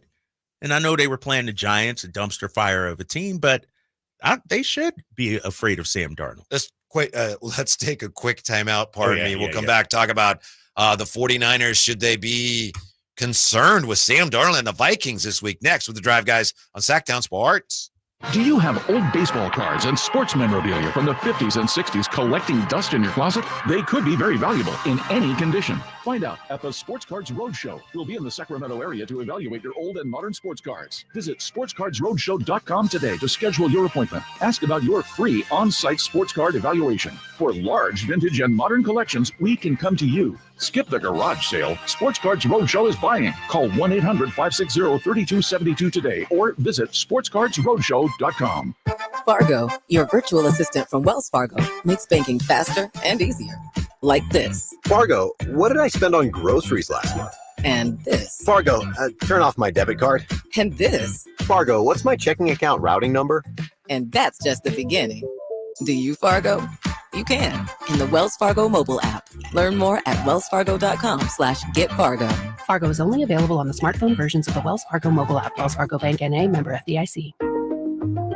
What's up? We're talking to Chad Hoblet of Hoblet Dodge Chrysler Jeep Ram. Chad, what's going on for Ram Power Days? If you've been looking for the right hard-to-find Ram heavy duty, great news. We have them. And right now you can save up to $15,500 off MSRP on the new 2024 Ram 2500s. You always seem to have the best deals and biggest selection of Ram trucks. That's why we are California's #1 Ram truck dealer and #3 in the nation. Plus, we have over 400 new Ram trucks available, including those hard-to-find heavy duties. Your perfect truck is waiting at the Hoblet Ram Truck Center. Find your new heavy-duty Ram in the Hoblet Ram Truck Center. See their whole inventory at HobletDodge.com. And remember to check out the Hoblet Used Car Super Center in downtown Woodland with over 50 cars under 20 grand. Unbeatable prices, unbeatable selection. Nobody beats Hoblet, period. $15,500 total net savings on select new Ram 2500 tradesmans after $9,000 factory rebates, $6,500 dealer discounts. Rebates include $3,000 Hoblet Select inventory coupons, $2,000 Hoblet trade-in assistance, must have qualifying trade-in, and $2,000 on-the-job incentive for qualifying business owners. At least 5 of this net savings. See dealer for details.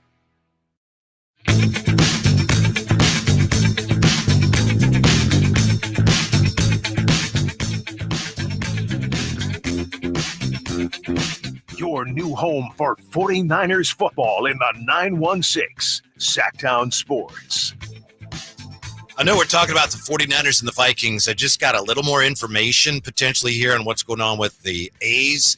Long story short, you may have heard Scott Boras in an interview today. It was on with Mark Dembski, another station in town, and he said Players Association has not approved the move to Sacramento yet.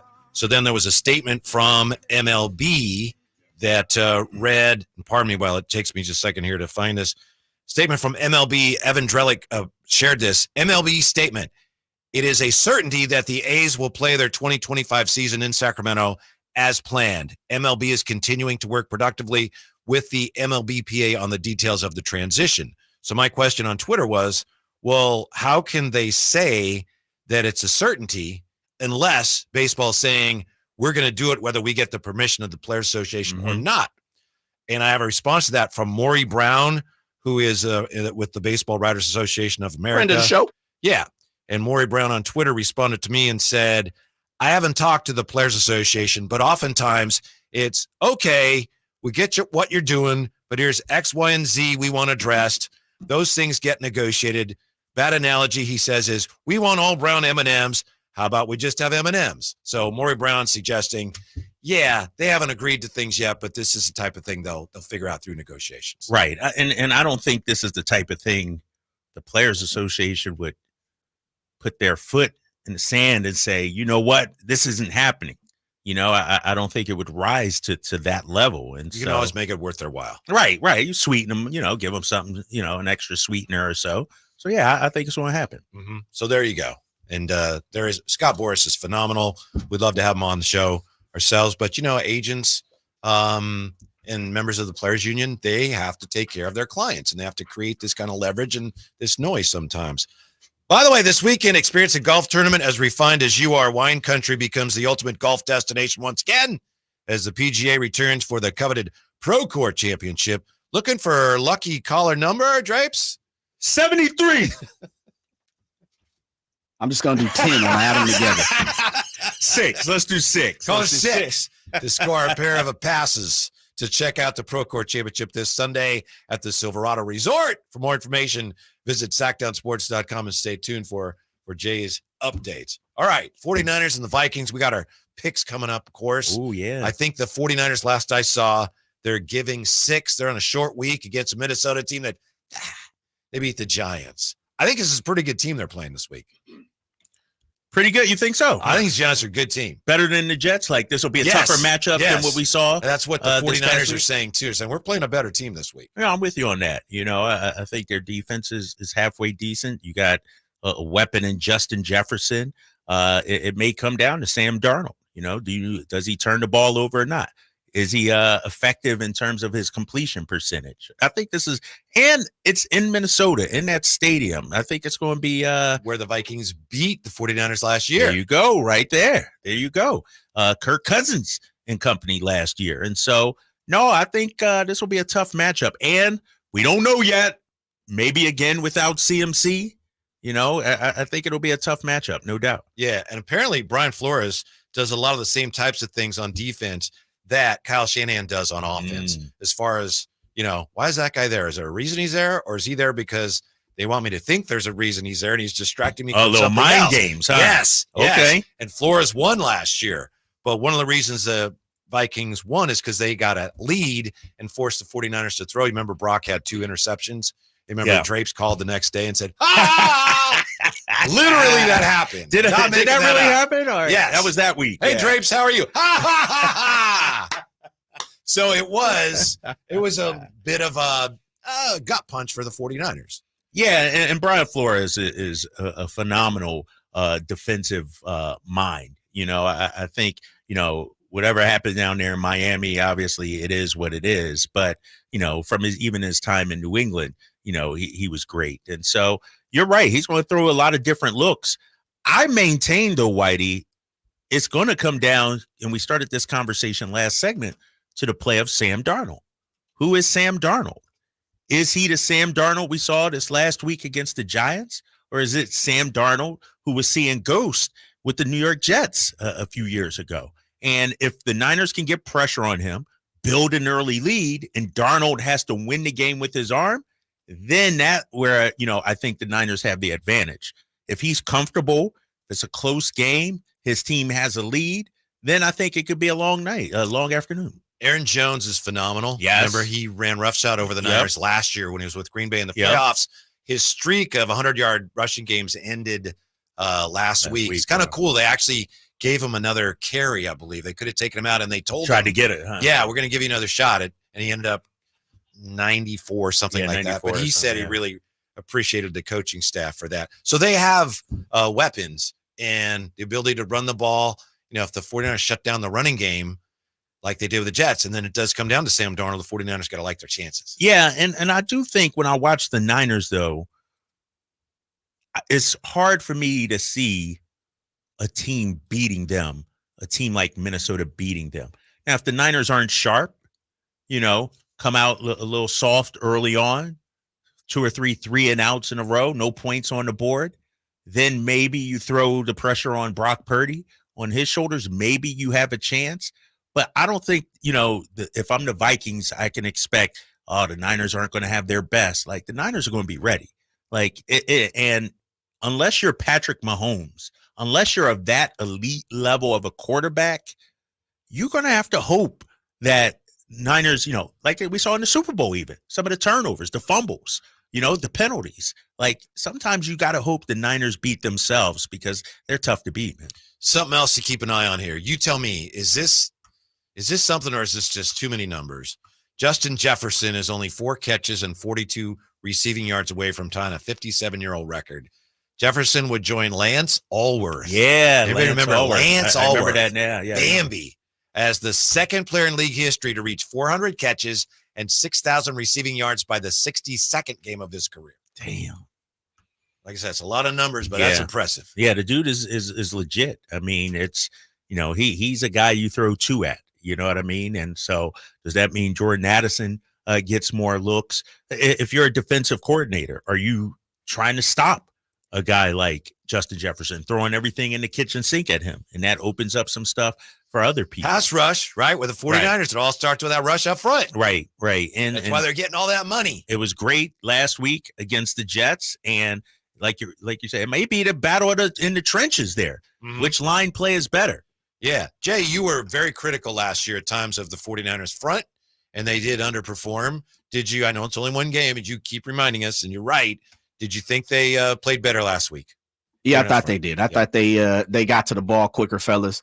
I thought you saw a little more pressure. You talked about Nick Bosa getting the full Nelson put on him a couple times. The other thing, too, is you saw Leonard Floyd in the backfield, a handful of times, and he got a sack, I believe, maybe a sack and a half.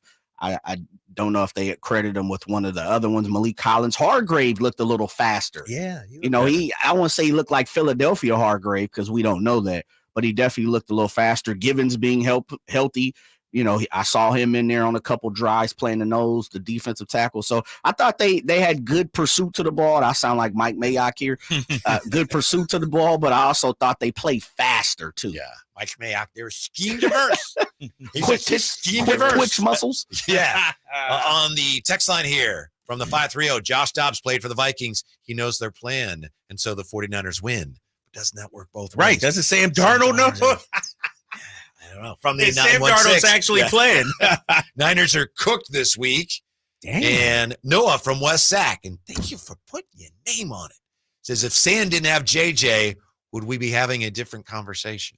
Probably. Right? I mean, yes. But he does have JJ. He does have Justin Jefferson, who can break out, bust open a game.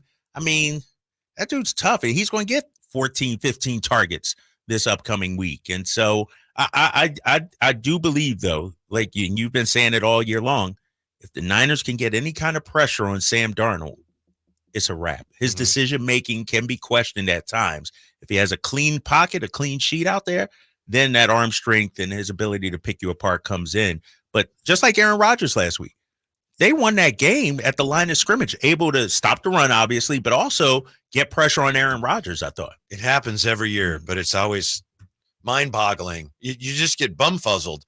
In week 2, that's a new word, right? When you see the way teams will look so different from week 1. Yeah. Because it's football and so much of it depends on the matchups. But I'm just speaking for myself. I know so often you see a team like Carolina last week, and then I'm not saying they're going to win this week, but a team is terrible week 1, and then they win the next week. And I'm thinking, how could they do that? They were terrible last week. Well, that's football. That's football. How many times I'm watching ESPN the other day, and it's like, which team is in danger of their season being over, and which team, in danger of going 0-2, and it's like, who is it time to hit the panic meter? And I'm like, dog, it's one game, Whitey. It's one game. And to your point, man, like we've seen it. A lot of times teams correct. They take a look at the film. They've been smacked around a little bit, and now they're ready for week 2. And so I think anything's possible. Hamburger Dad. Vikings are also home at 10 a.m. That's going to be tough for the Niners. Early body game. Clock. That's true. Short week, travel, early game. Compio, though, says, is Debo playing? If Debo plays, the 49ers win. Yeah, he's playing, right? He didn't play last year. That's last game. Yeah, last year's game. Yeah. All right. We have Casey Joyner coming up about 10 minutes or so, 15 minutes. Fantasy football expert. He's going to join us up next. Who said what around the NFL, and did it make any sense? That's next on Sactown Sports. Sacramento weather is brought to you by Folsom Lake Kia. I'm Tamara Berg in the KCRA 3 Weather Center. Temperatures this afternoon will top out in the upper 80s to about 90 degrees, with overnight lows dropping back to the 50s. Get the latest forecast on the KCRA 3 News and the KCRA 3 app. It's the home opener for Sacramento State Hornets this Saturday, 6 p.m. kickoff versus Nichols. Get your tickets at hornetsports.com. DC here for Folsom Lake Kia, where they make car shopping easy with a huge selection of new Kia models, low payments, and zero down deals with approved credit. Folsom Lake Kia, your trusted dealer in Folsom for over 25 years. FolsomLakeKia.com. As a mom, I'd do anything to keep my child out of physical pain. Dr. Pamela Maida is a board-certified orthopedic surgeon. As a doctor, I know that growth spurts can cause pain in my child's feet, and that can affect their legs and back too. Good Feet Youth Arch Supports are designed to alleviate, even eliminate common pain. Investing in youth arch supports for your child or teen is one of the best decisions you can make. Come to the Good Feet store now for a free fitting and test walk.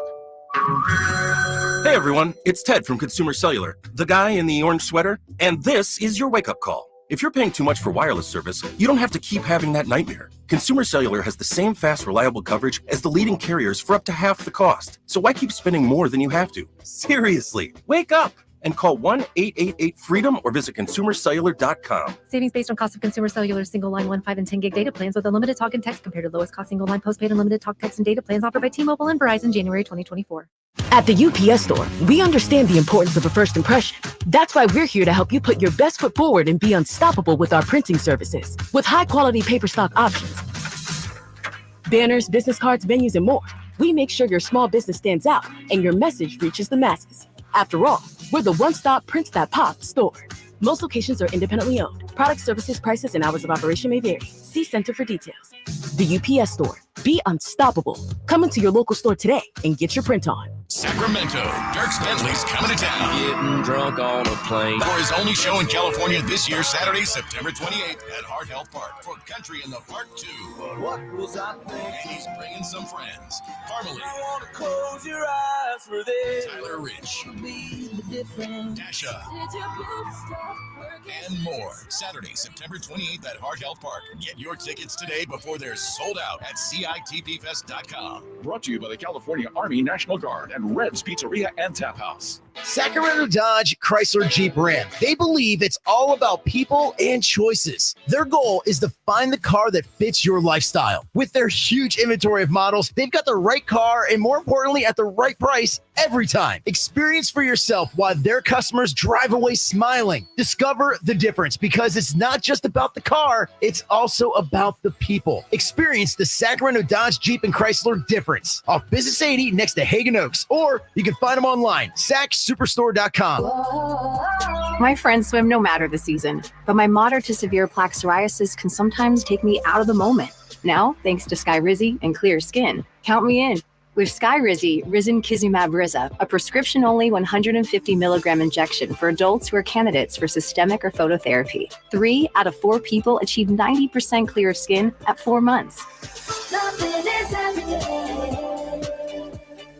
Don't use if allergic to Skyrizi. Serious allergic reactions and an increased risk of infections or a lower ability to fight them may occur. Before treatment, your doctor should check for infection and tuberculosis. Tell your doctor if you have an infection or symptoms such as fever, sweats, chills, muscle aches, or cough, or if you plan to or recently received a vaccine. Thanks to Skyrizi, there's nothing on my skin, and that means everything. Ask your doctor today about Skyrizi, the #1 dermatologist-prescribed biologic in psoriasis, and visit skyrizi.com or call 1-866-SKYRIZI to learn more. John B. Bring it on. Your afternoon home for Kings talk and so much more. The Drive Guys on Sactown Sports. You're home for Thursday Night Football. Tonight, we got about an hour left, and then we got the Dolphins and the Bills. Be interested to find out who's picking whom in that one when we get to our punishing pigskin picks. I think I may be going against the grain on that one. Really? Yeah, I'm guessing. You guys are in on the Bills, and I'm really right now, I'm leaning heavily in Miami. Heavily towards the Fins. In Miami, right? Yeah. What's the number on that? 3, I believe. Yeah, 2.5, 3, something like that. Mm-hmm. All right. People love Josh Allen. Josh Allen always beats the Dolphins. Well, we'll just see about that. Anyway, and he doesn't lose on Thursdays, right? I don't know. That's that thing. I don't think he's ever lost on a Thursday. Like I haven't either. Jay has, though. I'll tell you that. Earlier today, boom, boom, boom. Man, not necessary. You know, when we get off this song, I ain't gonna be your guy. My bad, Jay. My bad, G. My bad. Before we get to who said what around the NFL, let's see what we have on the phones here. Okay. 339-1140, 1-800-920-1140. It's been far too long since we caught up with Mitch. What's up, Mitch? What's happening, fellas? Kevin, Grace, Jay. What's up, baby? Thanks for taking my call. Yeah. Yeah, good. A couple of things. A little backtracking here. I bet you if they call Barry Bonds to make a play appearance, they would intentionally walk him, and he'll get that red because I think he's about 50 now. I lost track of time. It's going too fast. And I love the rebirth of the Pac-12. Right now, it's just 2-pack or Pac-2. In 2 years, they should just choose up size until they get to the 6 and 6 in each division. What do you want to call it? Until you get the magic number 12. I love it because USC might be the best team in the Big Ten now, and they said it was such a tough division. All right, thank you, Mitch. Saying that. I guess this is Mitch, Barry Bonds would break that Minnie Minoso record. Yeah, he could do it, right? Yeah. Yeah. It says they put him on 4. Here's the thing, though. Mitch actually came in hot. Like, this was one of his better calls. Yeah. Like, I feel like he's comfortable with us now. Yeah. You know, hey, Mitch, what's up? Hey, what's up, guys? What's happening? Oh, you know, like, there. Mitch is dialed in. Like, it's been a good day for Mitch. Yeah. I mean, I was shocked by that. You should hear his G League calls. They're great. And then he comes up here sometimes. The big league. Yeah. But like, there it was. It's like, boom, there you go. He knew he was on with the LeBron James and the Kevin Love. You want to be the Kevin Love? Of, Craig Elo. Oh, Craig Elo of Sactown Sports. Exactly. Thank you, Mitch. How about Johnny on Sactown Sports. Hey, Johnny, what's up? Not much. I just had a question for Kyle. Yeah. Just, one of my questions about players. I was just wondering if the 5 guys or 5 forwards that I put on the text line for the ex-Kings, some of them are ex-Kings, and like 2 are not. Which of those players would fit on the Kings of the 2024 Kings? I think the names were Quincy Miller, Marquise Harkless, and then Lamar Stevens. And then Thon Maker wasn't an ex-King. And then Norvell Pele. Yeah. Which of those guys would fit? Johnny, you've been on this one for a few days with us, big fella. And I'm going to answer your question. Out of all those guys, I like Mo Harkless. I think he's a perfect 3. He could play some 4 for us. Solid defender, can shoot a little bit. I think he would fit in with us. Thon Maker, Norvell Pell, Pell's a big guy. And so maybe, but I think we're solid at the center spot with our 3 and then O-Rob as well. Like we don't need another unless he's like going to come in and actually play 20-something minutes. I think we're good on our center depth. I would take a flyer on Mo Harkless. I'm a Mo Harkless guy. Okay. Yeah. Thank you, Johnny. All right, Appreciate Johnny. that. So we heard what fans have to say. What do players and people around the NFL have to say? Just a couple of sound bites. Well, not sound bites. I'm just going to tell you the quotes here. Cam Taylor-Britt. You okay with this or not? Talk about Xavier Worthy, because, the Bengals, they're trying to avoid their 5th 0-2 start in 6 years. They got the Bengals. So here's what Cam Taylor-Britt had to say about Xavier Howard. Someone asked about Xavier Howard. He said, what does he do? He said, speed, that's about it. He can run straight, run jet sweeps, and just run straight. He can't do much else, so that's about it. That's disrespectful. Who said that? The Bengals? Cam they got Taylor-Britt. that matchup. He said, I feel like if you put your hands on him, he's only 100-some pounds. So if you put hands on him, you're going to stop his speed. So basically get your hands on him because, again, speed, that's about it. He can't do much else. Well, I wish I had Xavier Worthy on my fantasy. I'm going to pick him up if he's about to have a monster day. That's disrespectful. He's more than just a speedster. Yes, he's a speedster. They say he's the second coming of Tyreek Hill for this Kansas City offense, and Tyreek is more than just a speedster. I think that's disrespectful, man. Well, I'm sure it's intended to be disrespectful, obviously. But Bulletin board. Is there any reason to say that? Do you gain anything by saying that, or are you just better off? I remember talking to Ronnie Lott before the Super Bowl, and the Dolphins with Duper and Clayton, and they were talking about how great they were, and asking Ronnie Lott, they say they're going to kill you guys, and Ronnie Lott's like, they're great, man. Don't fall. And then they play a game and he destroyed them. Yeah. Exactly. And that's how I could see what's happening. You gain nothing by that. Yeah. Xavier Worthy's probably just chilling, normal game week. I'm just getting ready. Now he got bulletin board material. Yeah. Dumb I mean, move. they had their hands full as it was. Right. Yeah. You should worry about your own team, trying to play better. Yeah. This was Jay's favorite. I know because he sent it to me. Marvin Harrison Jr., he didn't have a great game. Yeah. First game for Arizona, they lost to Buffalo, and Kyler Murray says, "It's not my job to feed targets to the rookie receiver. Throw him the ball." He says, "That's not my job. He's the quarterback." Right. I got to look at the context of that, though, Whitey. Can you give me the context of it, please? Because we may have sound. I don't know. Yeah, but I'll get you what I can. Because I wonder if it's addressing the play calling. The defense, if he's covered, it's not. Well, you got something there? Quote, as a quarterback, obviously, you're going through your reads. Sometimes the ball goes to him, but that's not my job. I have a sense and a feel for guys when they don't get the ball and when they're getting the ball, but I leave that up to Drew Petzing, the offensive coordinator. So yeah, that's a little weak. That's all right. I just had to hear the full quote. That's a little weak. Yeah. Yeah. Why do you even have to put that in there? It's not my job. Yeah. It doesn't make sense. Yeah. It's your job to throw the ball. Yeah, I'm the quarterback, and the offense needs to be better, and it starts with me, and when the offense is flowing, he's going to get his touch. Right. Hey, man, don't look at me. I don't throw the ball. Well, no, you do, dude. Yeah. One more. Did you hear about this? The Jags play at Everbank Stadium. Okay. And their quarterback is Trevor Lawrence. Yes. So this week, they say they're playing at Trevor Bank Stadium, their home opener against the Browns. Trevor Lawrence says, It's a good play on words, and I was fine with it. Yeah. What do you think? Nah. Trevor Banks Stadium. And what's the Banks? Like Everbank Stadium. Why do that? Like, why?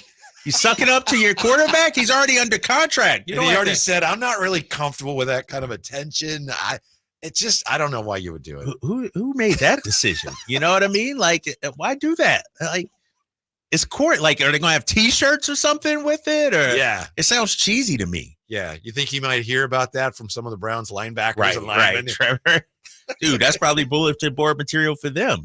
Coming into Trevor Bank Stadium and smacking Trevor Lawrence around. It doesn't make sense. I read somewhere where last week against Miami, and Jacksonville almost won that game, but I read that he was the only quarterback in the league who didn't complete a single throw into a tight window. And Really? I didn't see the whole game, but the word is that he was just really tentative in that game. Really? Didn't Not take taking many chances, huh? Yeah.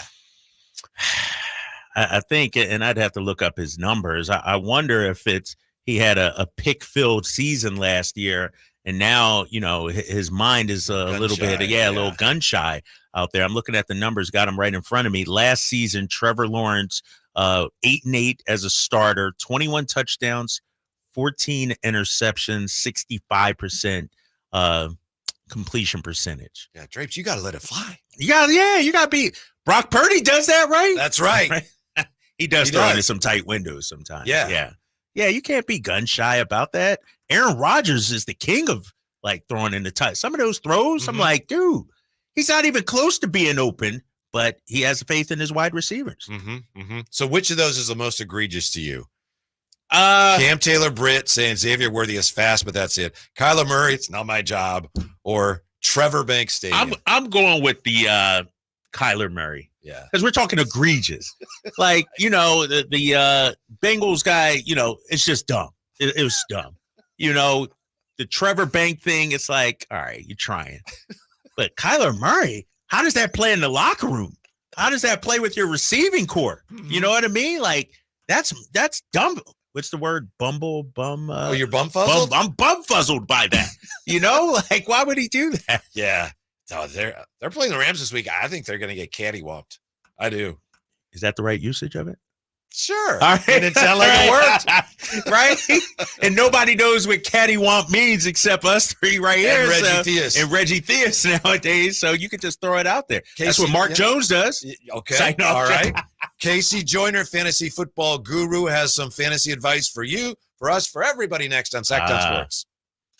Hi, this is Greg Papa. Disasters hit every day. If your home, business, or building has suffered from any disaster, SunPoint Public Adjusters can help. SunPoint prepares, presents, and negotiates your claim with the insurance company, working only for you, making sure you get everything you're entitled to and letting your focus be on what's most important, your family or your business. Call SunPoint today at 888-247-7865 or contact us at sunpoint.us. SunPoint Public Adjusters, the gold standard in public adjusting. License number 2N14884.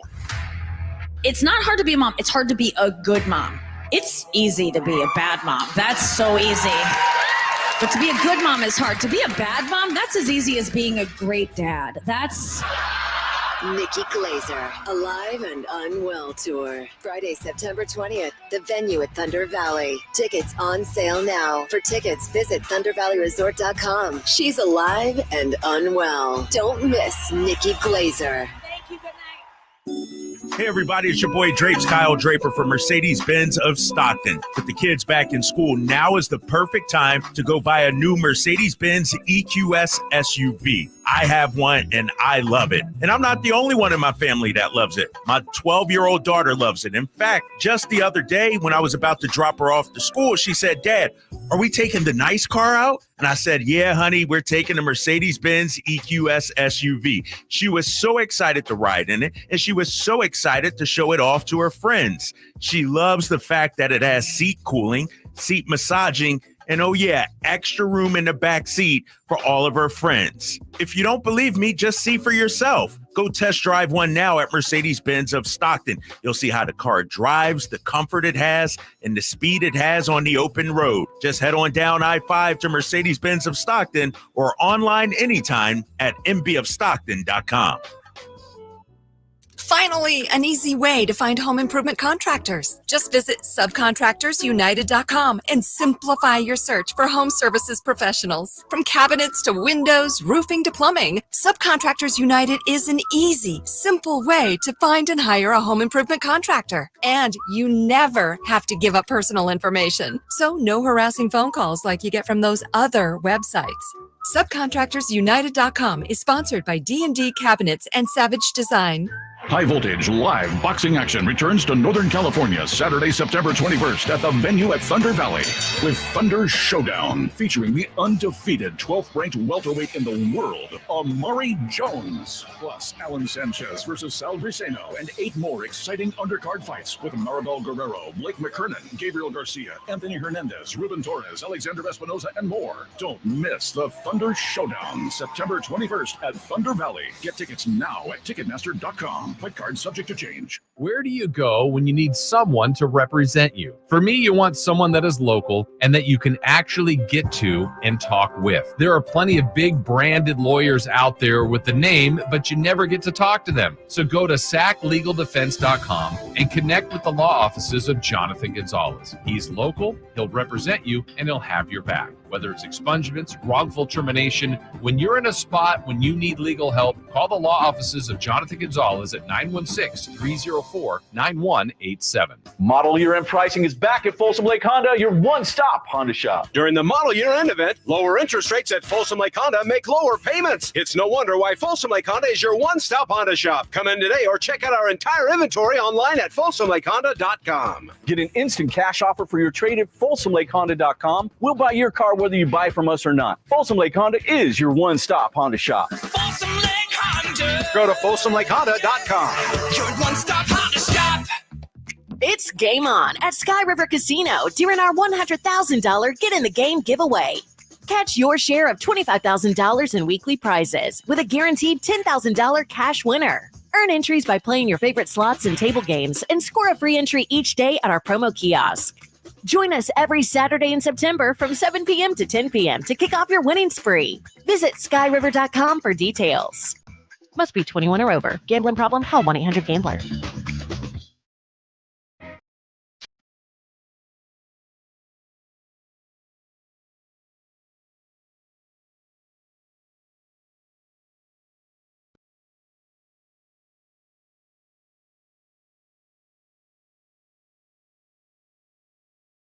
The Drive Guys, live and local, every afternoon, Monday through Friday on Sactown Sports. Our fantasy football guru, Casey Joyner, is coming right up first, and we'll get right to Casey, but I want to get this in.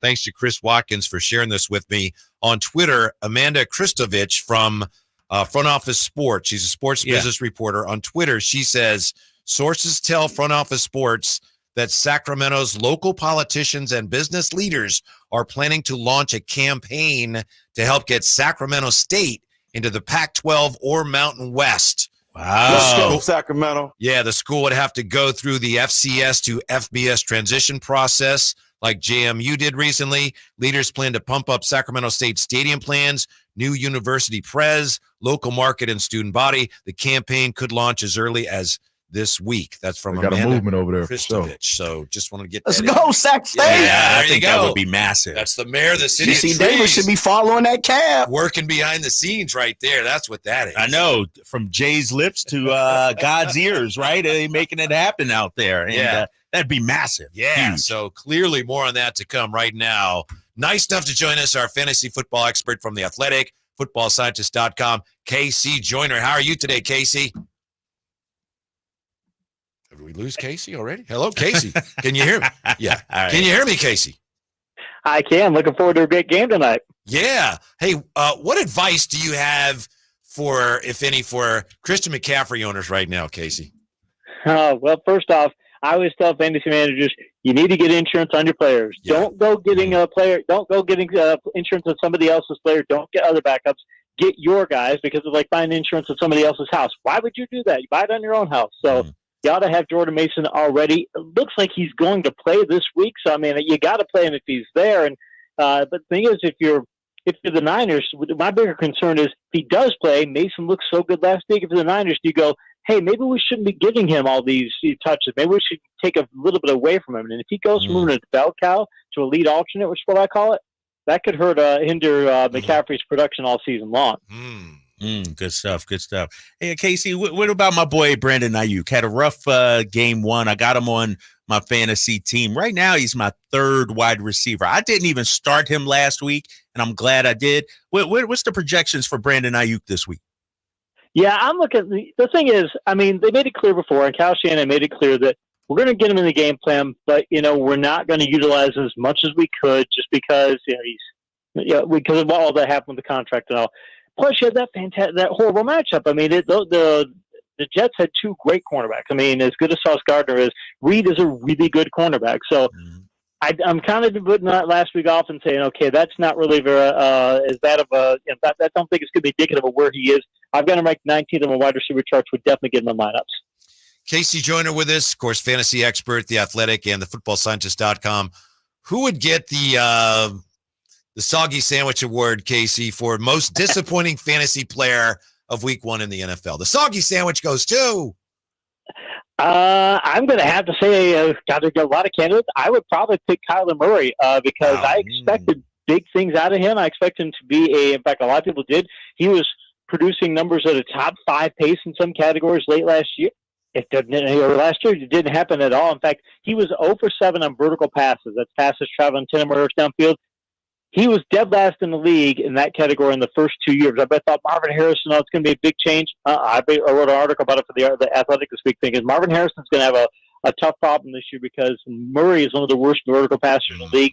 Harrison hasn't corrected it. I think it's going to be a longer season of those than ever expected. But that's not his job, right? That's what Kyler says. It's not my job. Yeah, that's the thing. What is it? Dr. Z said years ago, I got to say this in a nicer way. He said a quarterback's got to be able to tell off his coach every once in a while before it comes into his own. If the coach is calling for a bunch of dink and duck passes and Marvin Harrison, maybe just throw it to him and say, "Hey, coach, he was open." But when you're 0 for 7, he was calling for you to throw 7 times. You didn't complete one of them, and it's like, and you look at the reasons for the incompletion, it's a bunch of different ones. Like, hey, dude, stop the excuses. You got to hit some of these passes. Yes. Hey, Casey, we've seen some guys get banged up in week one, talking about the quarterback position. Jordan Love with Green Bay. Joe Burrow still looks a little shaky out there. How does that impact the wide receiver group from both those teams? Yeah, with Burrow, remember, he's got now a track record of injury history. He's facing Kansas City, a really tough defense. He's got, by the way, if you look at this, I've got this metric called schedule points. It measures a schedule strength with 1 to 100 bases, 1 being low. The Bengals have one of the worst, the toughest schedule strength all season long coming into the season. Hasn't gotten any better. So I think it's going to be a really disappointing season for Burrow. And again, Higgins is still banged up. And if you just have Chase, and Chase is kind of maxes into the contract, if you just have Chase, I think it's going to be a long season for everybody there. As far as Green Bay receivers go, I mean, I'd play long on them because it looks like they'll be back in a few weeks. And if you're a Jaden Reed owner, just sit in and keep your roster because when Love gets back, you'll be in good shape. But really like, I hate to say it from a quarterback perspective, helps out running backs. Josh Jacobs got a really good matchup this week. He'll carry the ball 25 times.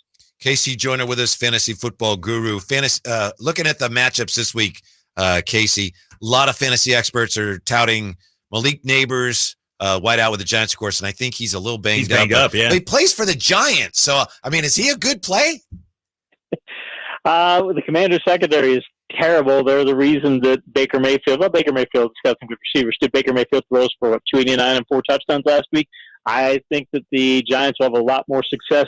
I've got Neighbors having a 95 matchup points total, and he's 22nd on my board. What I'm telling people, though, as far as the Giants go, if you want to get some shares in that offense for this week, if you're in the deeper league, especially Wan'Dale Robinson, he did well last week. He caught some passes, and he looks like that he's the number 2 receiver in that offense. And if you're in a deeper league, get him because he could be a 100-target guy this year, and you want that kind of depth in your roster.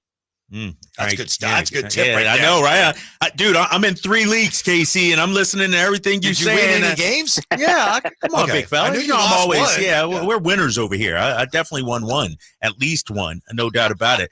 Casey is my boy Saquon. Is he, the number 1 fantasy stud you think this year? Is he this year's CMC? Yeah, I did a deep dive of the Eagles' run game in week 1, and it's all just basic inside zone running plays, and that was great to do on that field, what you needed to do because of a skating rink on that field. He's capable of doing all kinds of other things. And by the way, the Eagles brought in Kellen Moore to be the offensive coordinator. I don't think it is because, he's going to throw the ball. Remember, McCarthy was saying, all he does is throw. He won't ever run the ball. I think they brought him in to be a creative run play caller because he's one of the most creative run play callers in the league. That's why they ran the ball 35-plus times last week. I think he does lead the league in scrimmage yards this year. I think he gets 1,500-plus. Casey, as you well know, it's your business. Passing yards, passing touchdowns down in week 1. What's the most reasonable explanation? I know it is only week 1, preseason rust, whatever. Why do you think the numbers were so depressed this week? I think the numbers are so depressed for a variety of reasons. We got to switch over in quarterback play right now. I mean, Allen doesn't have – let's just look at a couple things. Allen doesn't have a very good receiving core anymore. Lamar Jackson, they're going to go more run-heavy.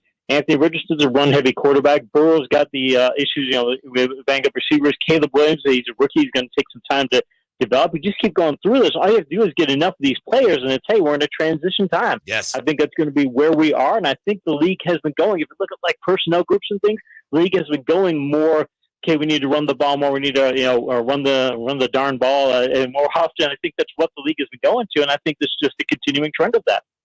Hey, KC, the leading scorer in the NFL is Jake Moody after that six field goal performance. How valuable is Moody? Can he continue, not 6 a week, but is he going to be among the league leaders when it comes to kicking? Or because the Niners offense is so good, and usually they like to score touchdowns, his value maybe not as high? As a Michigan man, I am very happy to see Jake Moody do as well as he's doing. There you go. I've got Moody second on my kicker list this week. He's only one of what I call a blue-rated kicker or blue-rated players in the position. He's second only to Brandon Aubrey in that category. He's showing some distance. Michigan didn't ask him to kick a lot of long field goals. I think it might have something to do with the field and such that they say, we're not really going to have you kick the long-distance ones. But to see him kick that's the big difference. In fact, if you look at kickers, long-distance field goals are the difference maker between kickers. Everybody else in the league, if you're talking short-distance field goals and PATs, everybody's excellent on those things. You got to be a great long-distance kicker, a great fantasy kicker, and he is. Yeah, 50 is the new 40 when it comes to kicking field goals, right, Casey? You got it. That's a great way to put it. Yep, you've got to be able to hit those. If you can't, then you got to be really good at 40-plus and 50-plus. It's big difference makers, and the great ones can. And if you can't, then your team's going to be looking for another kicker. Casey Joyner, he's the best. Check him out in The Athletic, thefootballscientist.com, and, of course, right here with the Drive Guys. Thanks, Casey. Have a great weekend. We'll talk to you soon. Sounds good. Appreciate it. Yeah, right, when we come back, we got our punishing pigskin picks, and we've got the latest on Sac State potentially joining the Pac-12 next with the Drive Guys, Sactown Sports. I didn't ask to be thrown in the streets with nowhere to go. I didn't think I'd survive. But I did ask for help, and Covenant House was there for me. 1 in 10 young adults will experience a form of homelessness this year. For these kids who didn't ask to be put in this unthinkable situation, Covenant House is there. Covenant House helped me break the cycle of homelessness in my family. They gave me the love that I needed. Over 2,000 young people will sleep safely in a Covenant House bed tonight. When youth who are experiencing homelessness have a hot meal, a safe place to sleep, medical care, and love, they can overcome heartbreaking challenges and have a brighter future. They just really genuinely just wanted to help me succeed, and I'm succeeding. I'm a speaker, I'm an author. Covenant House really helped me and really helped mold me into the woman I am today. If you or someone you love is asking for help, go to safeplacetosleep.org today. What's going on? We're talking to Chad Hoblet of Hoblet Dodge, Chrysler, Jeep, Ram. Chad, what's happening for Jeep Adventure Days? Right now, save up to $12,000 off MSRP on new 2023 Dodge Charger SXTs, starting as low as $28,715. These are some of the most fun cars you'll ever drive, and there's just a handful left, so don't wait and miss your chance. Any other big deals? Save money and gas when you save up to $17,000 off MSRP on all remaining new 2023 Jeep Grand Cherokee 4xEs, which get up to 56 MPGE. Don't miss this savings. See their full inventory at HobletDodge.com.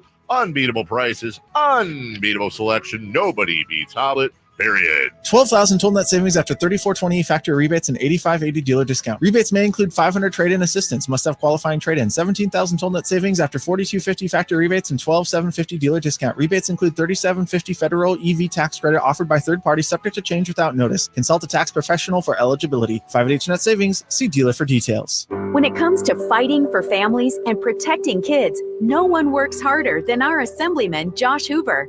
A member of the Bipartisan Problem Solvers Caucus, Hoover has worked across party lines and proposed tougher penalties for fentanyl crimes, stricter sentences for drug trafficking near schools, and RILA's law to make sure anyone who abuses a child is held accountable. A former school board member, Josh has fought to support school police officers, prohibit homeless encampments near schools, and increase funding for school facilities. Josh Hoover knows that families have been paying more for everything from gas and groceries to utilities and insurance. In the Assembly, Josh is working to provide relief to families, reduce the cost of housing, and stop Gavin Newsom from raising gas prices even more next year. Josh Hoover is making a difference for our families, our community, and our future. Our voice, our Assemblyman, Josh Hoover. Paid for by Hoover for Assembly 2024. Golf to Go is brought to you by the Hagen Oaks Golf Super Shop. Here's Frank LaRosa. Since you probably can't afford your own sports psychologist, Golf Monthly's Fergus Bissett offers 5 golf psychology tips to help you play better. First, stay in the present. If your mind is ahead of you, how can you focus on the shot at hand? Second, every shot is a new challenge. The objective of every shot is to get the ball in the hole in the least amount of strokes. Go do it. 3, the past is the past. Many of us dwell on the past. Not good. Clear your mind and move on to the next shot. 4, never surrender. Some give up on their rounds too quickly. Your fortunes on the course can change with one swing or one decent break. Lastly, stay positive on the greens. If you're having one of those days where the putts don't drop, focus on the positives. If you're putting on your intended line, that's a good thing.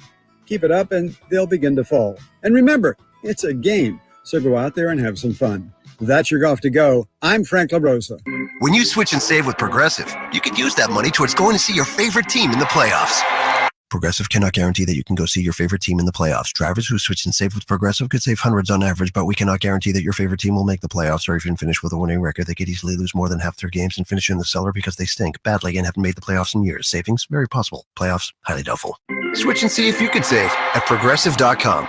Progressive Casualty Insurance and Affiliates. Not available in all states. We cannot be held liable for your favorite team's terrible and frankly embarrassing performances now or ever. Hey everyone, it's Ted from Consumer Cellular, the guy in the orange sweater, and this is your wake-up call. If you're paying too much for wireless service, you don't have to keep having that nightmare. Consumer Cellular has the same fast, reliable coverage as the leading carriers for up to half the cost. So why keep spending more than you have to? Seriously, wake up and call 1-888-FREEDOM or visit consumercellular.com. Savings based on cost of Consumer Cellular single line 1, 5, and 10 gig data plans with unlimited talk and text compared to lowest cost single line postpaid unlimited talk, text, and data plans offered by T-Mobile and Verizon January 2024. It's the home opener for Sacramento State Hornets this Saturday, 6 p.m. kickoff versus Nichols. Get your tickets at hornetsports.com. KHTKAM HD1 Sacramento, KYMX HD2 Sacramento. From the Power Business Technology Toshiba Studios. This is Sactown Sports.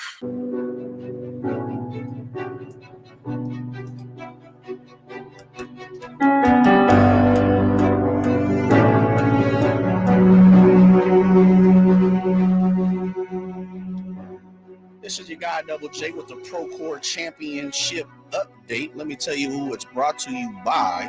That is brought to you by Coverage Nature with Home Furnishings, where it's all about choices and always about quality. Right now, everybody is in the clubhouse. David Lipsky, he is in the lead right now with 7 under in the clubhouse. Martin Laird to Scotland, coming from Scotland. Martin Laird coming in at 6 under he shot a 66 today. And we're tied at 3 with Mark Hubbard, Kevin Doherty, and Wilson Furr. We're all in the clubhouse with 5 under. That is your Procore tournament update. Now more of the Drive Guys.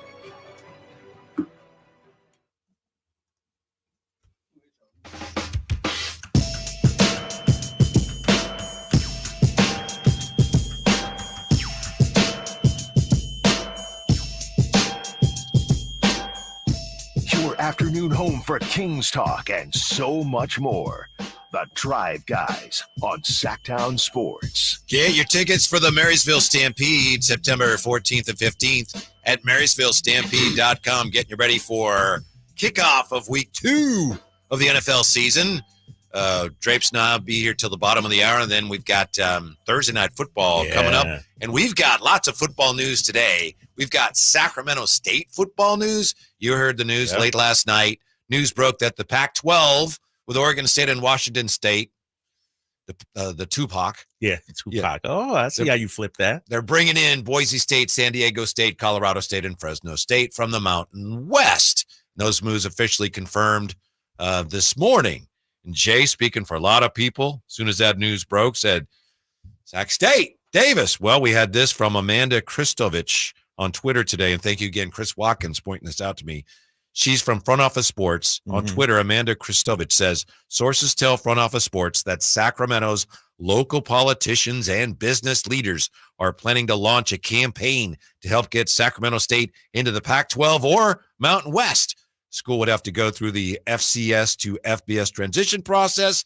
Leaders plan to pump up Sacramento State's stadium plans. Right. New university president, local market and student body. Campaign could launch as early as this week. But you know that it's sad. That's huge. Let's go. Make it happen.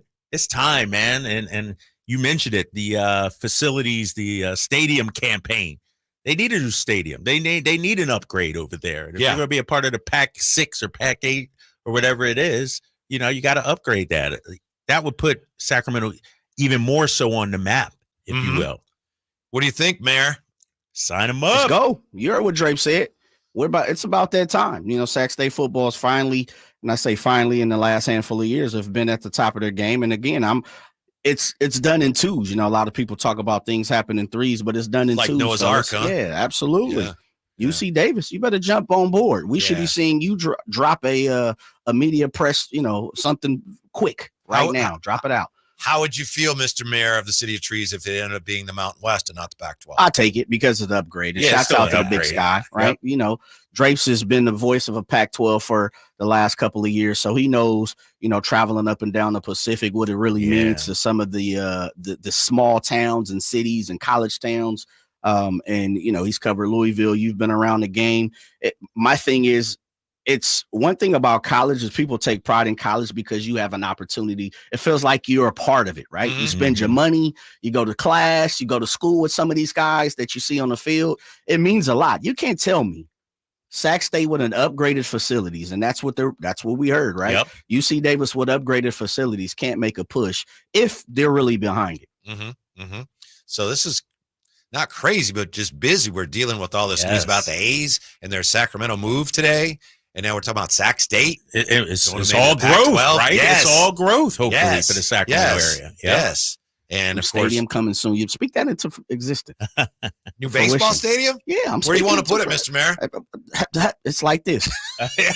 Like this now. It's like this. We won't disclose that information until need be. Is it going to be near your Top Golf? Your Sacramento Top Golf? I forgot. They dropped that location, right? Yes, but I don't remember where it was. It's in Natomas, right? But they've actually talked about the location. Now, maybe we'll have somebody on this show to talk about it. Is it by the Costco, Jay? I can't tell you. All right. Might not be privy to that information just yet. He's not at liberty to discuss that. Not yet, but when it happens, we're gonna put it on the Drive, guys. I've been working. Yeah, I've been working behind the scenes to get that that exclusive. Okay, and I know this is all just crazy talk. Somebody on the text line when we were first talking about the A's coming here, I don't know who it was, or maybe they're just totally making things up. They said, "Watch for a new baseball stadium somewhere out near the airport." So somebody said that. That's true. Okay. Is it? Come on, man! I told you. The mayor of Sactown. Politics is something that I would not really want to get into because I'm too much of a people's person. Like Dave talks about it. I'm the type of person I'd go the first that I possibly could to help somebody. And that's unfortunately, that's just not what politics is in this country. You can argue me later. But with that being said, like Sacramento is where I'm born and raised. You got to put on for your own town, and so I'm as the only person that's on this show, not to be like that because you guys live and breathe Sacramento, obviously.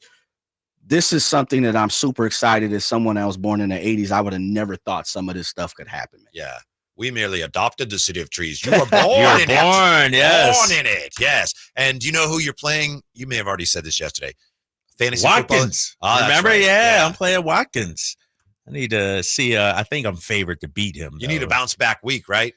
Yeah, first week jitters. You know what I mean? My guys didn't know who each other, had to build that chemistry. I think we'll be ready here for week 2 against one Chris Watkins. Mm-hmm. And before we get into our picks, is the punishment this week going to be similar to what Drapes had this week? The word? The word is rock that way. All right. Yeah, well, Drapes ain't going to be here next week. Yeah, I'm out. Yeah, so it really comes down to me and you. But if not, we'll push it if Drapes finish last again. So I can't lose this week then. No, you can. But if I lose, I ain't going to be here. No, then we'll just wait. You may have to double up or something. Dude, okay. Hey, and next Friday when we do picks, I will call in. How about that? All right. I will. Yes. Yeah, because I want to get my picks on If record. you don't call in, then you can't lose. But if you make picks, then I won't call in then. Hey, you guys won't hear from me. I don't know why you didn't figure that out. All right, Jay is your host for our punishing pigskin picks. And he should be, because last week Jay dominated the proceedings with 10 right. I hope you won some money legally. Nah, Jay, dang. It be that way, fellas. You know how it is. Yeah. When you do it for some real oranges and apples, it doesn't really pan out for you to get apple juice and orange juice. Normally you get the rotten kind. We begin with Thursday night football, fellas. The Bills and the Dolphins. The Dolphins are limping into the game. No Raheem Mostert. Looks like A-Chain, who was questionable. Maybe Jeff Taylor. Jeff Taylor. Lord Jesus. Jeff Wilson Jr. Excuse Jeffrey me. Wilson. Former 49er. With that being said, the Dolphins are giving 2.5. 2.5. Yeah, wow. 2.5 according to BetMGM. What's the latest, Your Honor, on A-Chain? It says questionable. Questionable. Yeah. So I just looked at it about 10 minutes back ago. And forth in this game all day. I got where you're going. So okay, then we'll start with you, Whitey. Since you we're gonna put the pressure on you then. Who you got? I'm gonna go with Buffalo. Okay. What? Yeah. All that to say that. Right? Like half hour ago, you're like, I might be leaning something else. I might be the only one on this island. What does that remind you of? Hey, McCaffrey's questionable, but he says he's going to play. What does that remind you of? All right, so, okay, you're flip-flopping a little bit. That's all right. I'm going Buffalo also. All right. Dolphins are injured. I feel like Josh Allen seems to be a man on a mission this season. A lot of people not talking about Buffalo. They're flying under the radar. Give me Buffalo in this one. Yeah, I'm taking Buffalo as well. I think if the Dolphins were fully healthy, I'd take Miami. Yes. Yeah. I think they might be able to run the ball against Buffalo, but if all their backs are hurt, give me the Bills. Yeah, another part is I never take road teams on Thursday for whatever reason. We kick over to the 10 a.m. clock. The window, we begin with the Red Eyes as they go to Baltimore, take on the Ravens right now. The Ravens are, oh my goodness, 8.5. 8.5? Yes, you must have saw a little earlier. They're at 8.5. I had to double take to make sure I wasn't right. Drapes will go there. Ravens giving up 8.5 against the Raiders. That's a lot of points. That is a lot of points. That's a lot of points. Give me the Ravens. I'm taking. I'm giving the points on this one. Both of you guys killing me. I know. I'm giving the points. So what? I think Baltimore. The Raiders are a dumpster fire right now. Don't believe in their quarterback play. Antonio Pierce had some questionable decisions, play calls, and everything. I think the Ravens bounce back in a big way. Mr. Gleason? Oh, I got to go again? Okay, I was first. What do you mean you're second? Yeah, now I know. That's how we play this here. We flip-flop. I just need a little more time. That's all. What was it, 8.5, not 9, right? I had 9.5 earlier. 8.5 right now. Yeah, that point can make it different. I'm going with the Ravens. Okay. Yeah, okay. Be more. I'm following that, Cav. Give me Baltimore. I think they need to bounce back, and I think Lamar's going to be upset, even though he needed a little time to recuperate. I'll take the 8.5. I think it's by double digits. We move on to Carolina down the Atlantic coast, of course. Carolina is welcoming the Chargers. Nobody has it better than us. Carolina getting 5.5. Mr. Gleason, who do you have? Does he ever go first? Jay does it. He gives it to us first. Well, it says the drive guy. Right. Kevin Whitey Gleason, Kyle Draper. I got you. Looking for any edge I can get. I like me my home dogs, but that's a lot. Yeah, I'm going Chargers. Ooh. Chargers are banged up. They got some injuries. I'm still going Chargers. Yeah, The Panthers are terrible. They are terrible, but I'm going to tell you something, fellas. West Coast to East Coast, the Chargers don't put up a lot of points. I think Bryce has to do something. I'll take the Panthers covering the 5.5. I can see that. Yeah. We'll see where they can't be as bad as they looked last week. All right. Yeah, that's 5.5's a lot. That's a lot. It is actually. We move on to the Saints, who just absolutely smoked last week. Yeah. They take on the Cowboys. They go to the Star. The Cowboys are giving up. Man, that's a lot of my goodness. What you got, Jay? 6.5. 6.5 yes, now? Sir. Yes. Damn. 6.5 right now. That's a lot of BetMGM. points. Cowboy. That's a touchdown. Basically, got to win by 7. Draper, it's on you because you're falling back in the chair first. I'm going Dallas. Okay. They cover at home. Dak and them will put up, 30 points. I think this will be a big game. First home game of the season for them. Saints played a crappy team last week. Cowboys get the win. I'm with the Cowboys also. Home opener. Yeah, Saints defense getting a little old. They look good last week, but Cowboys. I got you. I'll take Dallas just because both of you guys did, even though I thought about the Saints. I didn't want to go by myself. 7 is a lot, but I'll take Dallas. I like Dak Prescott as much as I can't stand the Cowboys. We stay in the 10 o'clock window.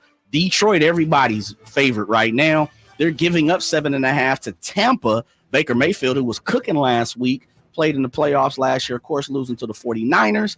Whitey, Tampa visiting Detroit.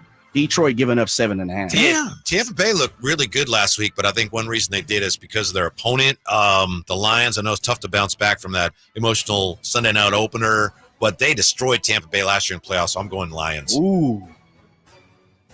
You want Lions? Yeah. That big number? Yes.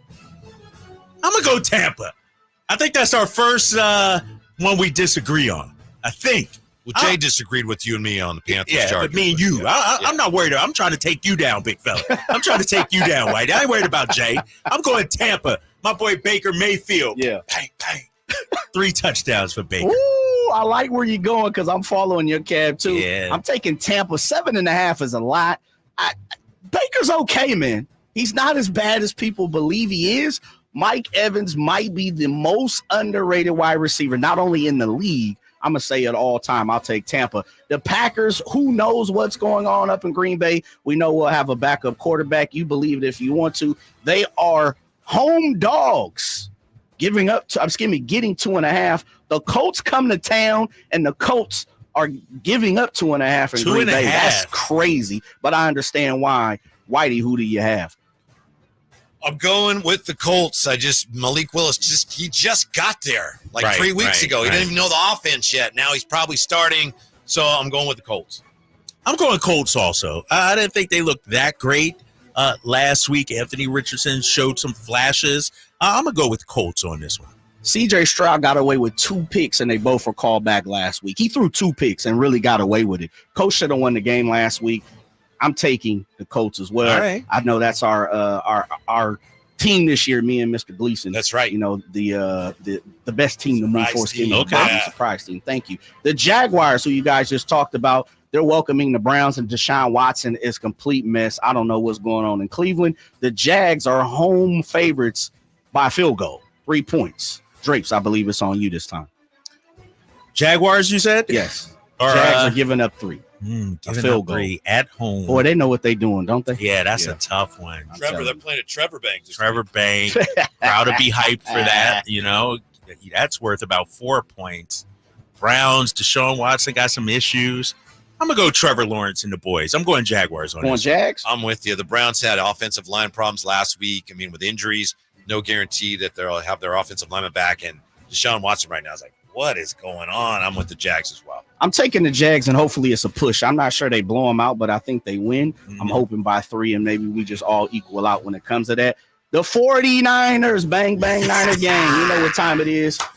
Road favorites right now at this moment as we pick 5.5. What? 5.5 against Sam Darnold's. That's a pick 'em at best. Mr. Gleason, Vallejo's finest. 49ers giving up 5.5 in Minneapolis. Mall of America, who you got? Yeah, it's tough. I used to play for the Vallejo Vikings. That's so right. It's a tough game, but I'm glad it came down a half. I'm going 49ers. All right. Will you ever go against the Niners this season? Is there a scenario in which you think the Niners won't get it done? If this line was higher, it was 6, and I struggled. 5.5. 5.5 convinced me. Okay, So I was okay. close, but the answer is no. Yeah, Never. right. I knew it. I'm gonna take the Niners in this one also. I'm going Niners. Yeah. Give us all 3 49ers. I think they win by a touchdown. They should. If not, there's a problem. We move over to Drape's former area, Boston. New England. Patriots. He's still got a love-hate with every team that plays there. I do. He does. The Patriots, yet again, an underdog, getting 3.5 as they take on Geno Smith, DK Metcalf, and squad. Seattle travels to the East Coast. Seahawks favored by 3.5. I think it's on you, Mr. Gleason. Are you taking the Seahawks or the Patriots? This is a tough one. A lot of people are saying, "Oh, New England, wow, they're better than they looked last week." Breathing on this show, sign it heavy. Yeah, Seahawks are the pick. I'm taking the Seahawks. Oh man, I'm going with my boy Gerard Mayo. That's my guy. Give me the Patriots. Give me the points at home. The defense is going to frustrate Geno. Patriots win 16-15. It's Iowa State. I got the Army, Navy. I got where you're going. Look, I'll say this. I'm going with the Seahawks. I think they cover by about 4 or 5. If Seattle lets me down this week, it's tough for me to pick them. But if I pick them this week and they let me down, I'll never pick them again. You're supposed to beat the Patriots if you're a decent 500 team. I'll take the Seahawks with the 3.5. Okay. Titans, Jets. We shoot down in Nashville. Yeah, Seahawks are favored by 3.5, Mr. Gleason.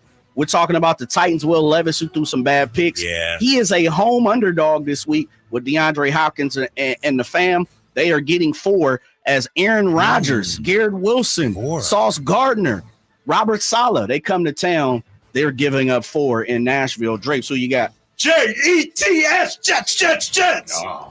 Yeah, all the way, baby. Titans last week has 17-0 lead, and they lost to a team that did not score an offensive touchdown. Okay. That's horrible. Jets are the pick. Ooh, I think I'm going on my own here.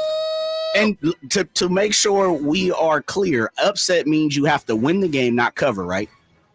Right. Oh, yeah. So you got to win. Okay. Right. So You're upset at no, this won't be my upset because I don't think they win, but I think they definitely cover that. Give me Will Levis, baby. All right, you can stand have up, it. Nashville. The Sounders, baby. I'm taking the Titans. Give me the Titans, man. I'll take the Titans to cover that. We move on to the Giants and the Commanders. Ooh. Yeah. I'll just you just move on. Right now, the Commanders are a 1.5 favorite at home. For what reason? I have no clue. Who's this? Me? Yeah, it's on Whitey. Excuse me. Whitey? Yeah. Yeah, this is a tough one. Can you take a scoreless tie? Is that an option? 0-0.